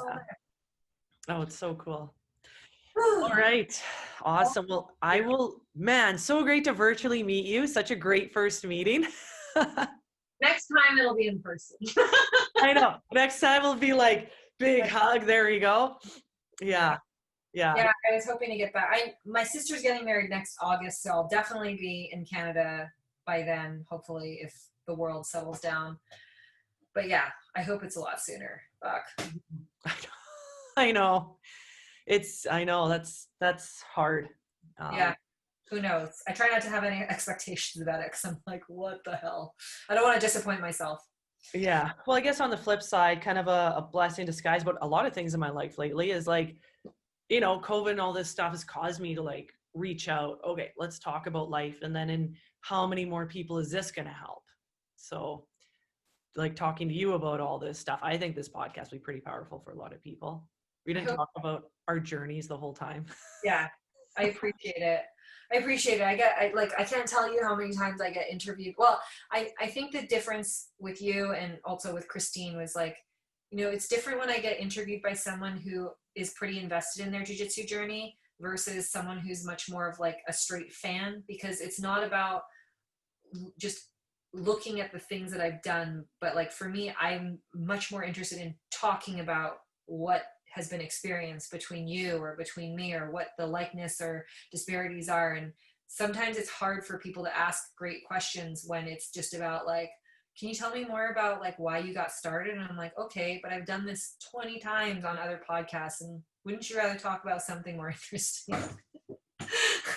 So I appreciate that. Yeah, no worries. That's good. I was on the right track. I'm like, I've heard of your journey 6 times. I'm like, let's talk about some life stuff that'll have some value. And I know that there's people that haven't heard it, so Yes. those podcasts hopefully will be good for them. Exactly. So Exactly. anyway, okay. Well, Sarah, thank you. And if you need anything else, just let me know. Okay, awesome. Thank you so much. Okay. Okay, take care.